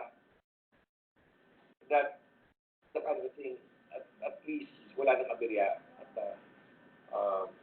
that level. May problema nga lang. Pero just in case lang yun, okay? But there are, for example, areas, I know one municipality in the province that I know quite well. Isang kandidato ng mayor na kakampi ko, na-cancel ng COMELEC last week or a few days ago yung certificate of candidacy ng mayor. Which means, automatic, pag nagpotohan, parang wala nang kalaban, as if no one runs. As if tumatakbo na mag-isa yung kalaban. Naka-MR naman, which means it's not final. Because it's not final yet, pag manalo yung kandidato na financial yung certificate of candidacy, dapat at pwede siya i-proclaim. Okay. Para klaro.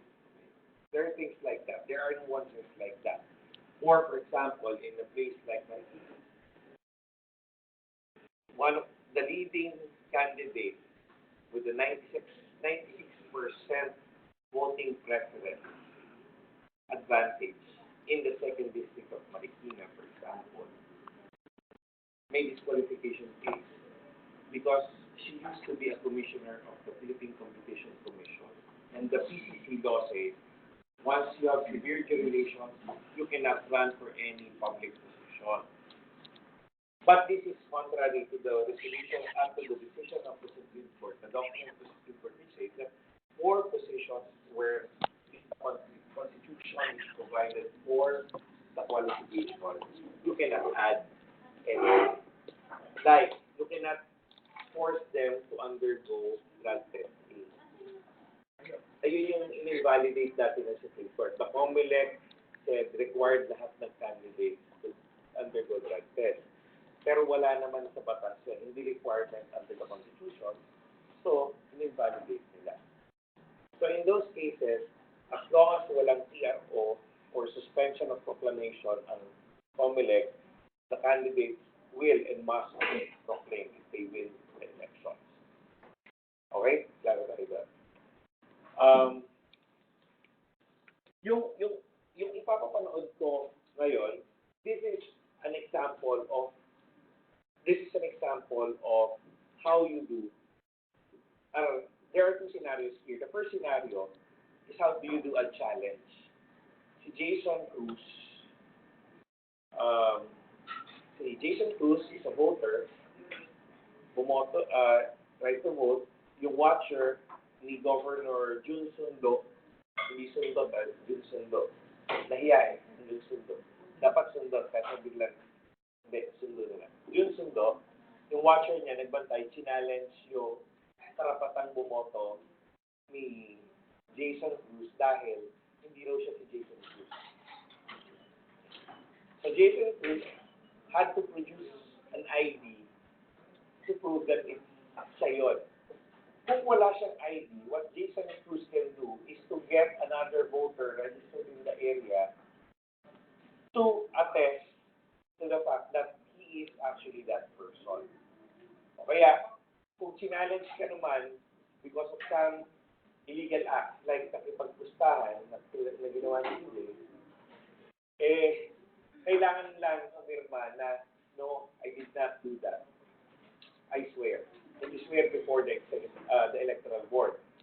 It could allow you to vote, but if they find out that you actually did gamble on the results of the election, additional cases yun. Pero nakaboto ka na. Okay?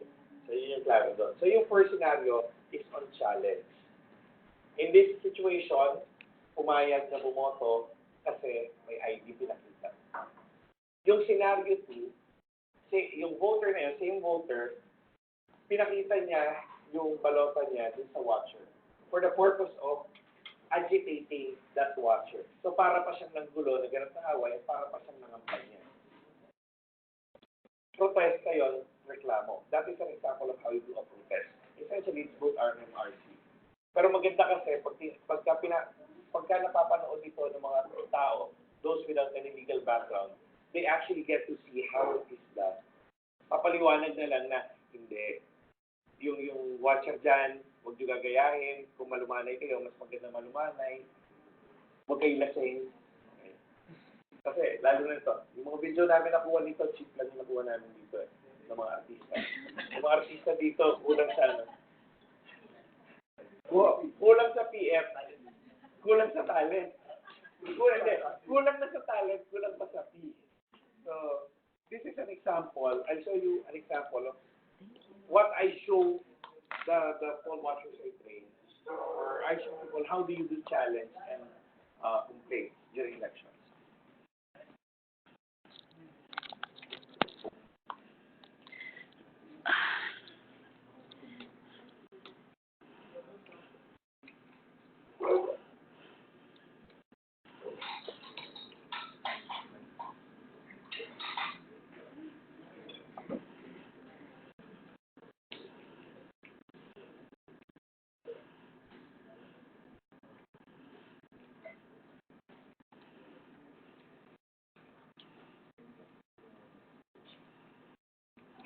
Ako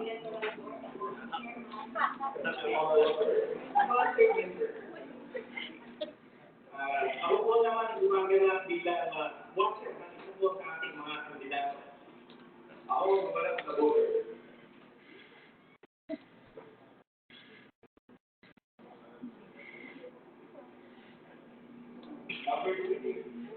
Pinakamakapag-sigil ko lang yung details ko. Number 3. Ikaw talaga ito ba?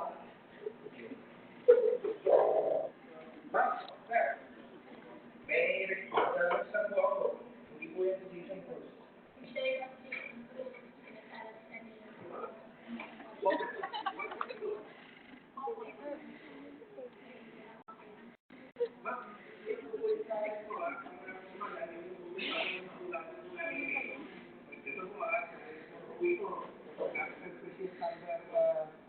14 po tayo.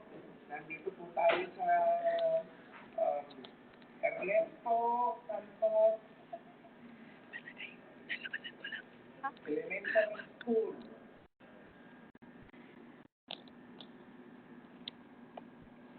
Dito po sa Barangay Musun po. Ang mangyari lang po na inyong itala para sa inyo ito ng nakalansan sa ibaba itinggol na tagabantay ni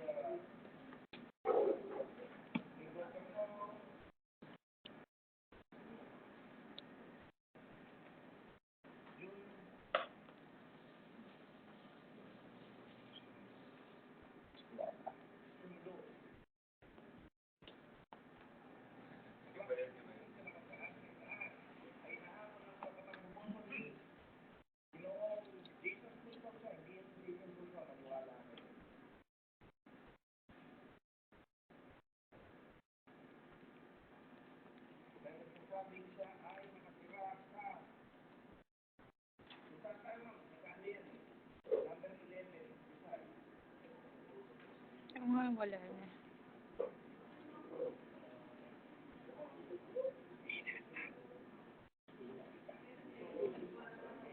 Agad.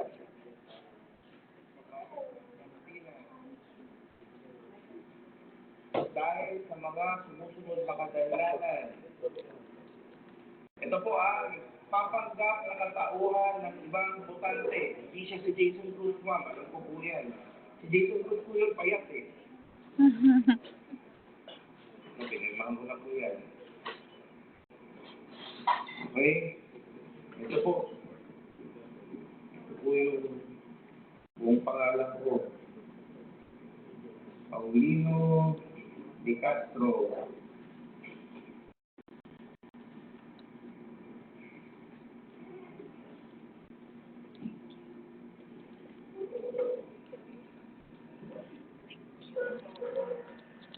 Ma'am, dalawa po kaya ha.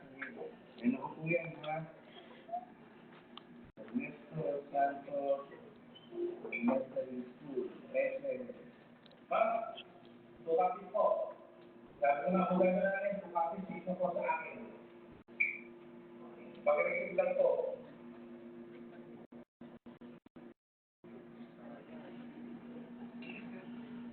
Ito po yung nasabi namin.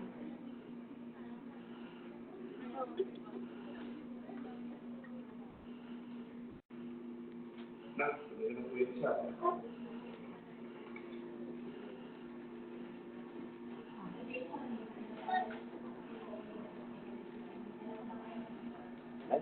Ako talaga. Ayan po, ito po ito po ay ito. Ako talaga yung Jason Cruz.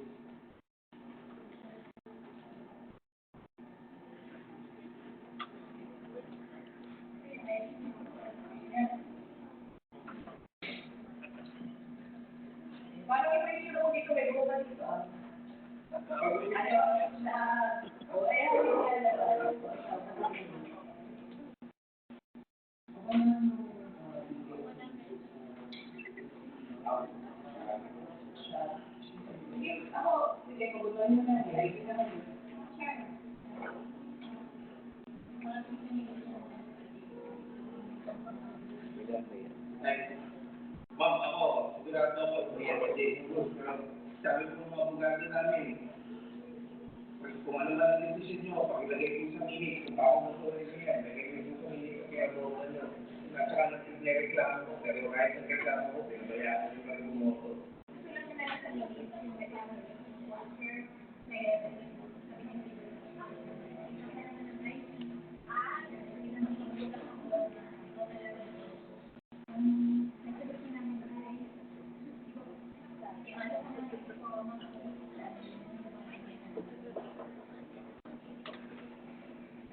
Ba, hindi ko ako ang player, pero pahingi na lang mo ng certification, sabi ko mong abogado namin, pakilagay na lang po dyan, certificate of college, saka pa yung decision nyo, ibigay sila, sabi ng abogado namin, ibigay mo bigay ka mo niya, ibigay na lang ng kopya.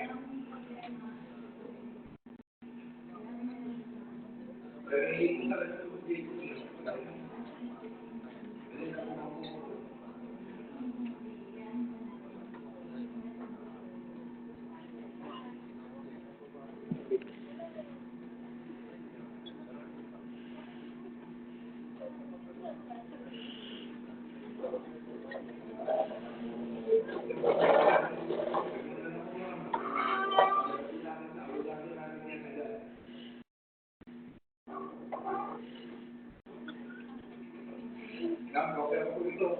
Thank you po, ma'am. Akala po namin sa abogado na nandito.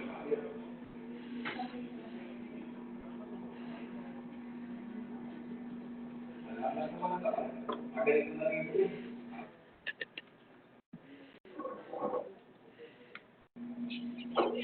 Panalo na kami lahat ng nito. O, ang pangalawa, ikaw mo si Ekaro na.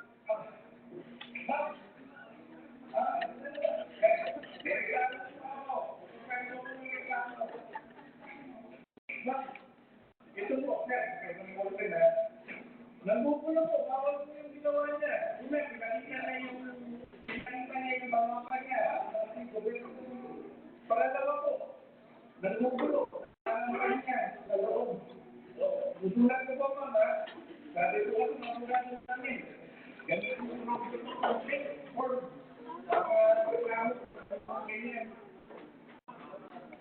Kasi Metro Santos Elementary School sa barangay so nakapagtabantay ni Governor June Sundo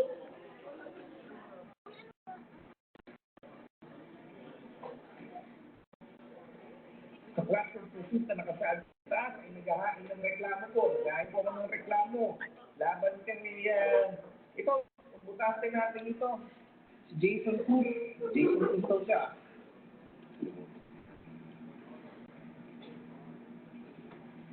Dahil sa sumusunod,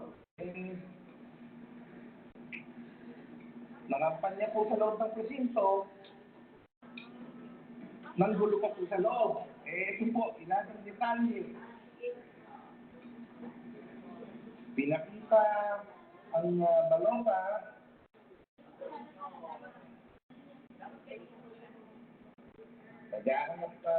naghahanap ng away.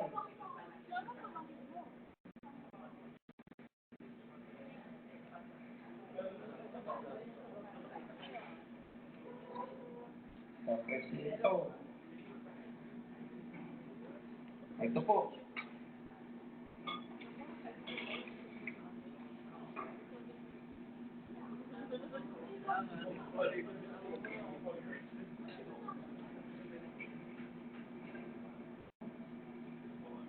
Mama, ayan, sukapit po yung gagawin ko, ha?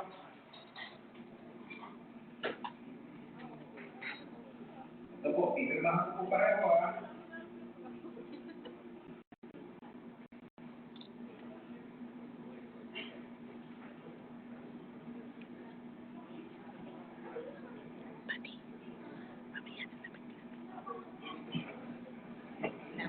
Ma, sasama po, laban po dyan kay Jason Cruz.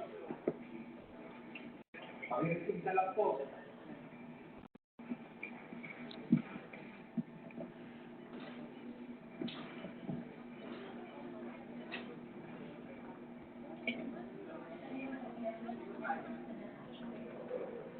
Thank you, ma'am. Ma'am, kaya ang gagawin natin yan. Dapat hindi na pabutuin yan. Hindi yan. Kailangan pa na pabutuin.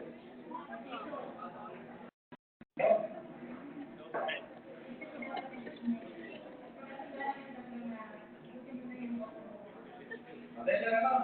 Atensya lang. Ma'am, dapat hindi pa butuin yan. Pero kung hindi na ma'am, sabi ko nga po sa inyo, pakilagay ka lang po sa init. Ang ginawa niya, ako, isipin yung pabutuin siya. Kayo na rin yung certification pagkatapos ng review. Papadala ko na ng abogado namin na makakasuwang na makakasuwang.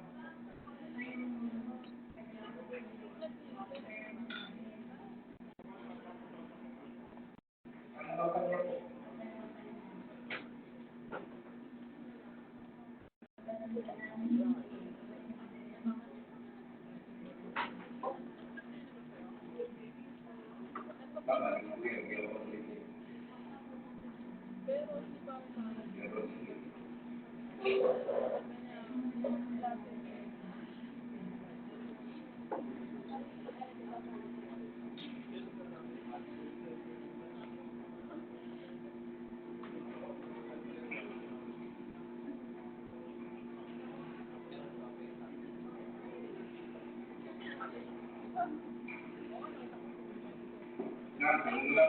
Adalas na lang sa abuya ko na ngayon. Nakalagay ko sa ulit ko, hindi ko nalagay. Kailangan ko. Hindi ko, pwede ko ako sa pwede ko.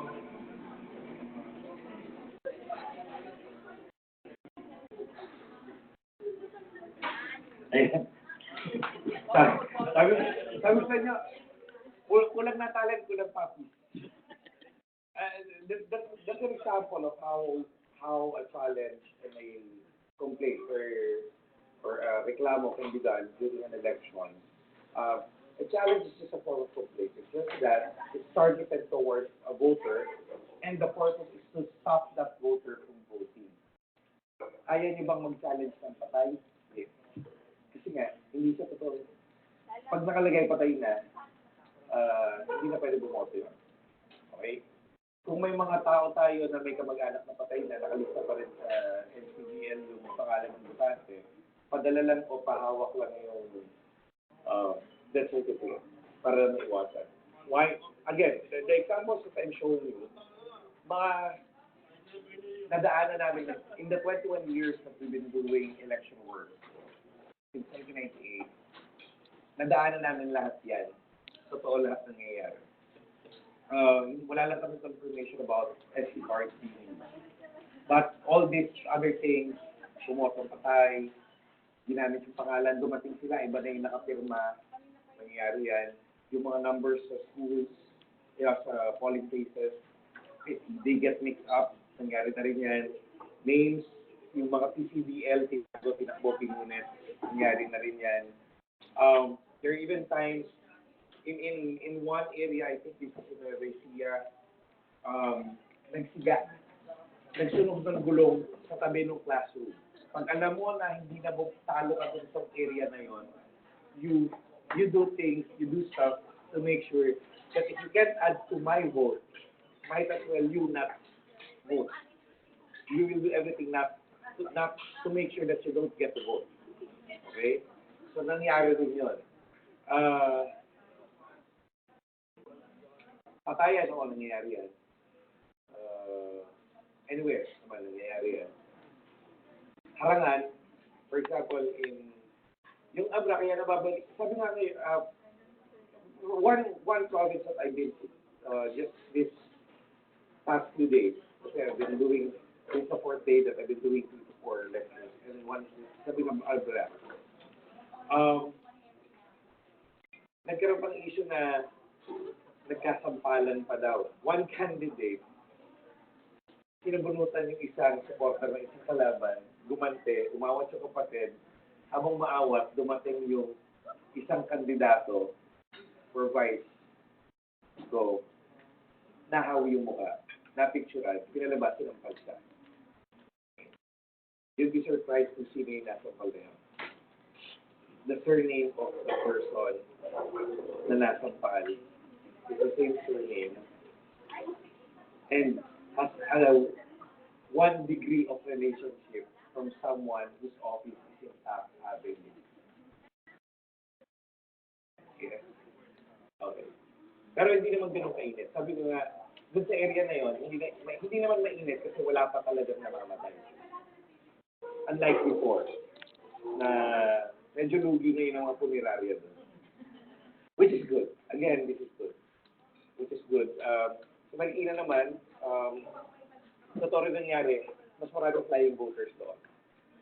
For some reason, nakakaboto ang mga patay, nakakaboto sa pangalan ng iba, yung mga tao. Ako man, minsan naman, hindi dahil ng dagaya. Minsan, outright negligence or simply lack of diligence. Yung mga pirma, hindi nakaboto kasi sinabi, may nakapirma na raw din sa pangalan. Usually what happens, this nangyari to mismo sa barangay naman namin.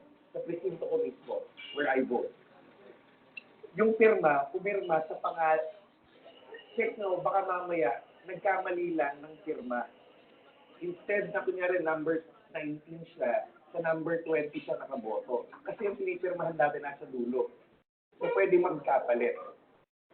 Kaya basta pabasa niya yung pirma, baka mamaya, the signature corresponds to the person on top of the list or just the row below. Okay. Other common problems, yung non-transmittal, it's no longer a problem. Meron na tayong mga, may mga paraan na ngayon on how to address those issues. Just in case, if you're interested in the process, anything that you would want to ask, this is an election thing. You want to know about elections or how the election runs, this is more or less how it happens right now.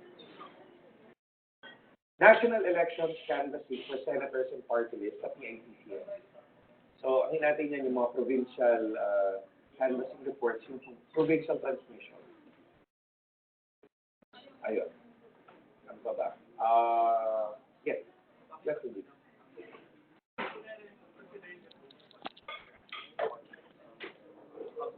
Yes. President, most probably the questions would come from, or the complaints would come from the other party. If, for example, they do, is there a way for us to dispute it, or how do we do it?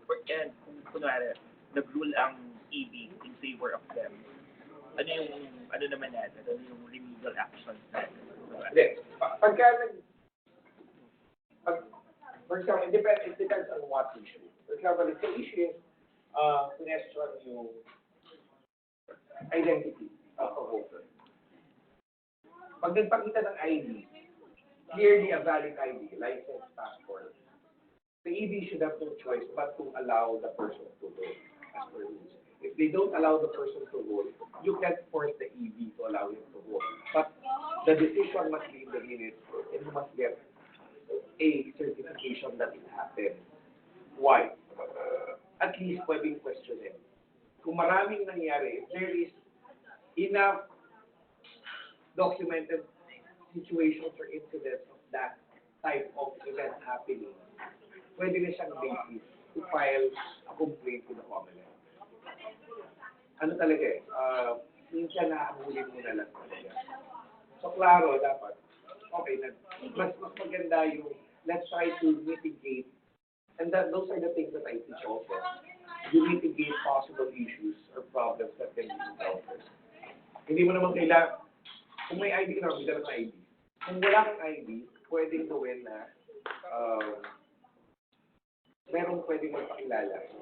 Ayun pala, illiterate, those who are illiterate and blind, who can write or mark the votes on their own, can be assisted by a relative within the foreseeable degree or by a member of their household.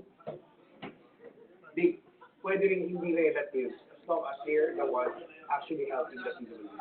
Kung walang ganon, yung ED ang tutulong. Any ED member ang tutulong. Now, going back again to the question, ang mahalaga, mangyari man yun, we have documentation. Hindi natin matipigilan talaga lahat ng mali. People who want to cheat, or people who want to circumvent the process, will always find ways of doing it. Ang difference lang, documenting it. If it's documented, it's okay. Remember a few days ago or last week, there was a report of an overseas absentee voting complaining that the receipt or the VVPAT, the vote validation paper audit trail or yung resibo, did not reflect what he or she voted for. Pero, nagreklamo siya sa Facebook. Sabi ng COMELEC, una, you should have made a complaint or you should have complained the moment you saw that the receipt did not reflect your vote. Second, you should not have placed that receipt inside the box when you clearly had an issue about it. What should have been done was you should have signed it at the back, made a complaint, and the ED should have placed it in the minutes. Third, there is nothing in the minutes which indicates that something like that happened. If it's not documented, it didn't happen. Kahit may namatay na 10 tao dyan, kung walang nag-report na may 10 taong namatay, walang namatay, walang patayan na nangyari. Ganun lang kasi yun. It's always about documentation. And that's the situation there. People or lawyers, paralegals, washers, we interested individuals, citizens watch groups can only do so much. Actually, meron nung dapat papakulong na ako teacher no, last election. Tinigilan lang ako. Kasi nakakawa na. Sabi nung the principal, the candidate I was, the official I was lawyer for, sinabi lang, wag na, kawawa naman. Teacher pa rin yun. Pero pagka na-stricto ka din, dami mo pwede pakulong na teacher. Sabi nga, yung lang nagsabi na bawal ang cellphone at bawal ang camera for watchers. Ang pakulong ko agad. Hello, man. Coops na akong coops, pero ganun yun. Paano pag nagpalagay ka sa minutes para i-record yung event na nangyari yung incident ko sa minutes, sabihin nila, sige, take note lang, pero hindi mo na actual nakita na sinulat nila. Ayun. Mga kadalasan na ginagawang reasons nila, lalo na pag yung tipong tinatamad. Take note, the minutes is not a logbook. The minutes is parang, these are two sheets of paper na nakapasi meron. So napakadali ng tanggalin, napakadali ng burahin. That's the reason why we have yung mga forms, for example, I'll tell you the forms, that's why we have the certificate of reklamo or protest and challenge and decision of the board. It is a certification that you actually made such a complaint and the complaint was placed inside the minutes and that the electoral board resolved that issue in that way. Ano yung form of resolution? It can actually be as simple as, okay, we're noting the report or the reklamo that you made or the complaint that you made. Noted. We noted it, maybe. Pero maganda, meron kang receiving copy. That's why I tell people, tell watchers to say, 2 copies. 2 copies, 1 copy is a receiving copy, make sure you get it back. Then, with that is the certification of the board. So kahit hindi nila isulat sa minutes, that's why you have your copy. That is your assurance that whatever happens to that record, you would have proof that it did exist, it did happen, they actually did that. So yun. May nautakan lang talaga. Hindi pa kasi nagsasana yung mga tao sa kultura nila. Sabi nga, may umutot na malakas may tumulong sila. Is it something that should be written in the minutes? Yes. Sabi nga, di ba yung nagpakusok ng pasiga sa tabing lote? Ang target niya, smoke out people in voting in that district. Lalo na alam nila, paralo na eh. At talo kami dun eh. Bakit pa kami, bakit, ang target talaga natin, buwasan yung voter nila. So even those stations be placed in the minutes. If the electoral board refuses to put anything in the minutes after you made a complaint or made a report to them, or something happened and they did not place it in the minutes, and you request that they put it in the minutes and they still did not do that, that is an election offense. That can be a ground for filing a case against For the certification, can they validly refuse not to sign it, considering that it's not a document coming from Congress? So, the common actually has, yung form na pinakita ko sa inyo, actually, it was called from all documents made by the Common itself, issued by the Common itself. And under our rules, it is your right to get a certification. Usually they already have, para lang sure, kasi hindi naman yun marami, di ba? Ano yan? Para lang sigurado na, kaya lang may copy of, actually, those forms are actually forms provided sa electoral board. Sa kanila bang kagaling yun? Meron lang tayo, para pag sinabi nilang, wala na kaming forms, sorry. Ay, meron po kami. Ganun yan. So, they cannot refuse that. If they refuse that, pakilagay ko sa minute na they refuse that, and give me a certification that you place in the minutes, that you refuse to place in the minutes. At pag ayaw pa rin, kaya may DPOS. Ano yung si supervisor ng Si Deso. DESO. Oo. So pag ayaw si DESO. Pwede mag-escalate sa Deso. So, technically, the DESO cannot really overturn the decision of the electoral board. Pero pwede niya sabihan. Kasi, marami sa atin, again, the problem with rules, what's ideal, what's written, and how it's done, and the practice, iba-iba. Tsaka yung DESO usually, boss nila. Principal kasi yung DESO. Kadalasan, the one in charge of the school is the principal. Siya yung ginagawa ng DESO. Sumbong ka lang. Every time I would go, one thing that I emphasize to the poll watchers I think, I always tell them, I think you not to fight with or not for the purpose of winning over or winning against the watcher of the other party. My standard is, kaya niyo talungan yung abogado ng kabila. Hindi niyo kailangan ng abogado. Ang inaaral ng mga abogado is the same thing that I teach them. That's what I would say. And totoo naman, how many lawyers have already read Common Resolution 1046? Diba?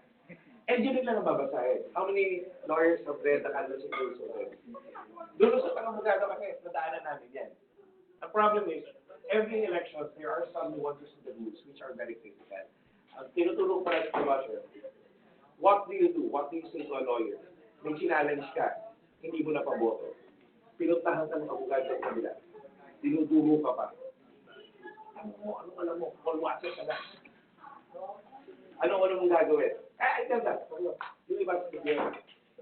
We will stand our ground and we will tell them, hindi po talaga dapat sinaboto yun. Dahil hindi talaga siya butante. Sabi ko, yun ang kailangan sa akin. Ano yung dapat na sabihin? Una, tingnan mo, lawyer, pumasok sa classroom. Anong sasabihin ko? Attorney, bibigyan ka ng pagkakataon. Lumabas ka kung hindi ipapakulong ka dahil bawal ka sa loob. You don't even have to discuss the merits of what happened to that lawyer. Bawal sa loob, period. Wala silang karapatan sa loob. That's why it's also important though. Sino ba yung pwede sa loob? Yun ang tinutulong sa mga to the poll watchers that I've trained and I've been training. Your standard is you have the confidence to not only argue with, but win an argument over even any lawyer. Hindi mo kailangan mag-abogado. Abogado ba tanong? Parang so na-libre ko, nagkakaroon lang namin isa, pero when it comes, sabi na kahit teachers, even our public school teachers who undergo training with confidence, when they train, yung malaking classroom yan, ilang daan sila. The only advantage that they have is they actually do have PCMs that they can practice with. Other than that, at saka siyempre, teachers yung mga to, marunong magbasa. Poll watchers usually are community people, great people, not necessarily the brightest of them all. Pero, in terms of academics, but they know how to deal with people. Mapaliwanagan mo, magbigay mo sa kanila yung tamang direksyon. So nga ay, yung pinakita ko sa inyong gabay, it's around, it contains around 40 to 45 pages of the 50-page, of the 50-page resolution of the COMELEC in 10460, which is the general instructions for an electoral board for voting in public. Then there's another 50 pages for canvassing na kailangan din mabasa. Okay. But then it's fun. You don't, in case you decide to be involved in the election, you have this sense of appreciation, especially if you know that the candidate you're working for actually does well and is serving well. They may not be perfect, but they might be the best people to give that position for this particular time. Yung group, for example, I have my group. In group namin, we also make sure that we also choose candidates that we support. It's not only about the money, it's also about that candidate must at the very least be an acceptable person. Given everything, weighing everything, that candidate must be someone who's okay na, least even of the month. Okay na sa amin yung standard na yun. Talking question about canvassing. So, Yes. what are the grounds that we usually base for early proclamation? And how do you do this? Like, is it through an oral motion lang ba, or is there a form that we need to fill out? Or and actually, sino kakausapin pala? It's ano naman, it's with the board of canvassers. So you have a board of canvassers. The chair is the provincial election supervisor with the prosecutor and I think the treasurer. I think the provincial treasurer. I have to check again with the rules. But for proclamation, depending here, proclamation at the municipal level, provincial level, and even national level. Kahit hindi pa kompleto yung mga boto, if it can no longer affect the results of the election, pwede na magpaproclaim. You just have to file. There's a way of filing a motion for it. Usually, if you look at the rules and practice, may mga forms na yan. Pero yung sa experience ko, nakakapag-early proclamation kami, oral motion lang, pwede na. Or minsan, confidence na lang. Manifestation. Kung convincing ka, kahit wala kang grounds, papayagan nila. Minsan, kasi nga, all these rules are, some of the rules are every election may bagong rules. Hindi naman lahat na gusto talaga at nag-aaral. Minsan, kung sino yung pinakamukhang sounds convincing, yun na. Kahit mali pa yung sinasabi, basta convincing ka, naniniwala sa yung mga tao. Okay? So in case of doubt, what would serve your best interest is the correct argument. Minsan gano'n na lang. So yun, may canvassing, may mga rules tayo, we can discuss that. Ano yung kailangan na rules sa canvassing. Kasi iba rin talaga yan. It's a different ballgame also. So, mas mahal yung ID na binibenta sa COMELEC. Pag sa water 20 pesos, ang canvassing 100 pesos. Walang resibo. So, mas mga regalo doon. Mga ano na lang, practical tips, what to bring, how to dress. Ano yung mga kunyari, hindi kasi in the realm of the yung sa experience ko, for example, as a lawyer, hindi naman kayo kaya it look like a lawyer na casual in casual. You're not expected to wear barong or go to tie to suit. Except sa canvassing. Except sa canvassing. Canvassing iba yan eh. Mas ibang level doon. Kasi yung mas mataas yung argument. Yung lawyer mismo nag-appear. So, you don't have to wear the coat and tie. If you have, pwede ng jeans eh. Mag-coat ka na lang, pwede na yun. Basta wear comfortable clothes. Actually, comfortable shoes. Pero kailangan kasi, you have to always put in mind that image is everything also. Unless meron na kayong pauna na kakilala nila kayo, or you've established a name for yourself, you have to create that impression that you mess with me, I will give you help. Yung gano'n. Or, I know things, I'm better than you. Lumapit ka sa akin, lalamunin kita ng buhay. Ganun dapat yung image. Pero siyempre, huwag ka naman pero, mawawala yung image na yun. Pagka ang init-init, okay, so practical, kailangan ng practical. Kasi, right now, yung jigs during, yung mga shots ko ngayon, okay naman eh. Hindi na. Napunit niya ako. Hindi. Well, okay naman yan eh. Kasi, it's more of going around and making sure that things are okay. It's not like going forward. Yung mga nagde-deploy, for those involved in the elections, helping out the legal stuff, it's more of going around being comfortable. Cover shoes, maong, basta may polo and cuello. So, yeah, pwede yun. Ang ano nga, wala ko. Dahil sa Marikina ang kulay doon, watermelon. Ganun kauso yung kandidato. Meron specific number sa RGB. Photoshop na dapat gano'n. Eh kasi naman yung kandidato is cum laude ng UP with a PhD, 10 Outstanding Women in the Nation Service awardee, record holder na summa cum laude grade for a while, one of the highest in history of UP. PhD, with a professorial seat in the Royal Academy of the Netherlands. Ganun ka-OC. May mga ganung kandidato na ka-OC. Natawa lang ako kasi yung sa hawak ko din sa abra, ganun din. Pink naman. Ay, hindi. Hindi mo na pink. Fuchsia. For some reason, hindi ko talaga makabisa doon.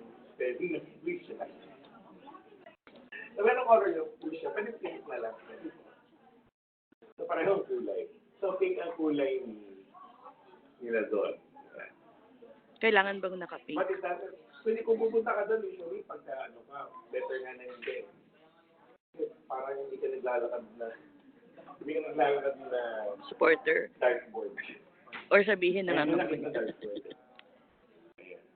But, yeah, you just, kailangan lang yung pag unang tingin sa'yo, manginginan. Mga Ilocano pa. Mga kababayan ng Uber. Ay, oo nga, kababayan ni Jigs. Kasi sila Jigs kasi, ano ba ang depende ka rin. May mga mainit na lugar, as literally mainit kasi plain. Meron namang mountainous area, humid naman. Last two questions? That's the question. Wala naman. Ayun, food, ito. Hirap na ng, Offline na lang yung iba. hirap na ng biyahe ko 10 hours. Okay na tayo. Nung biyahe ko, questions,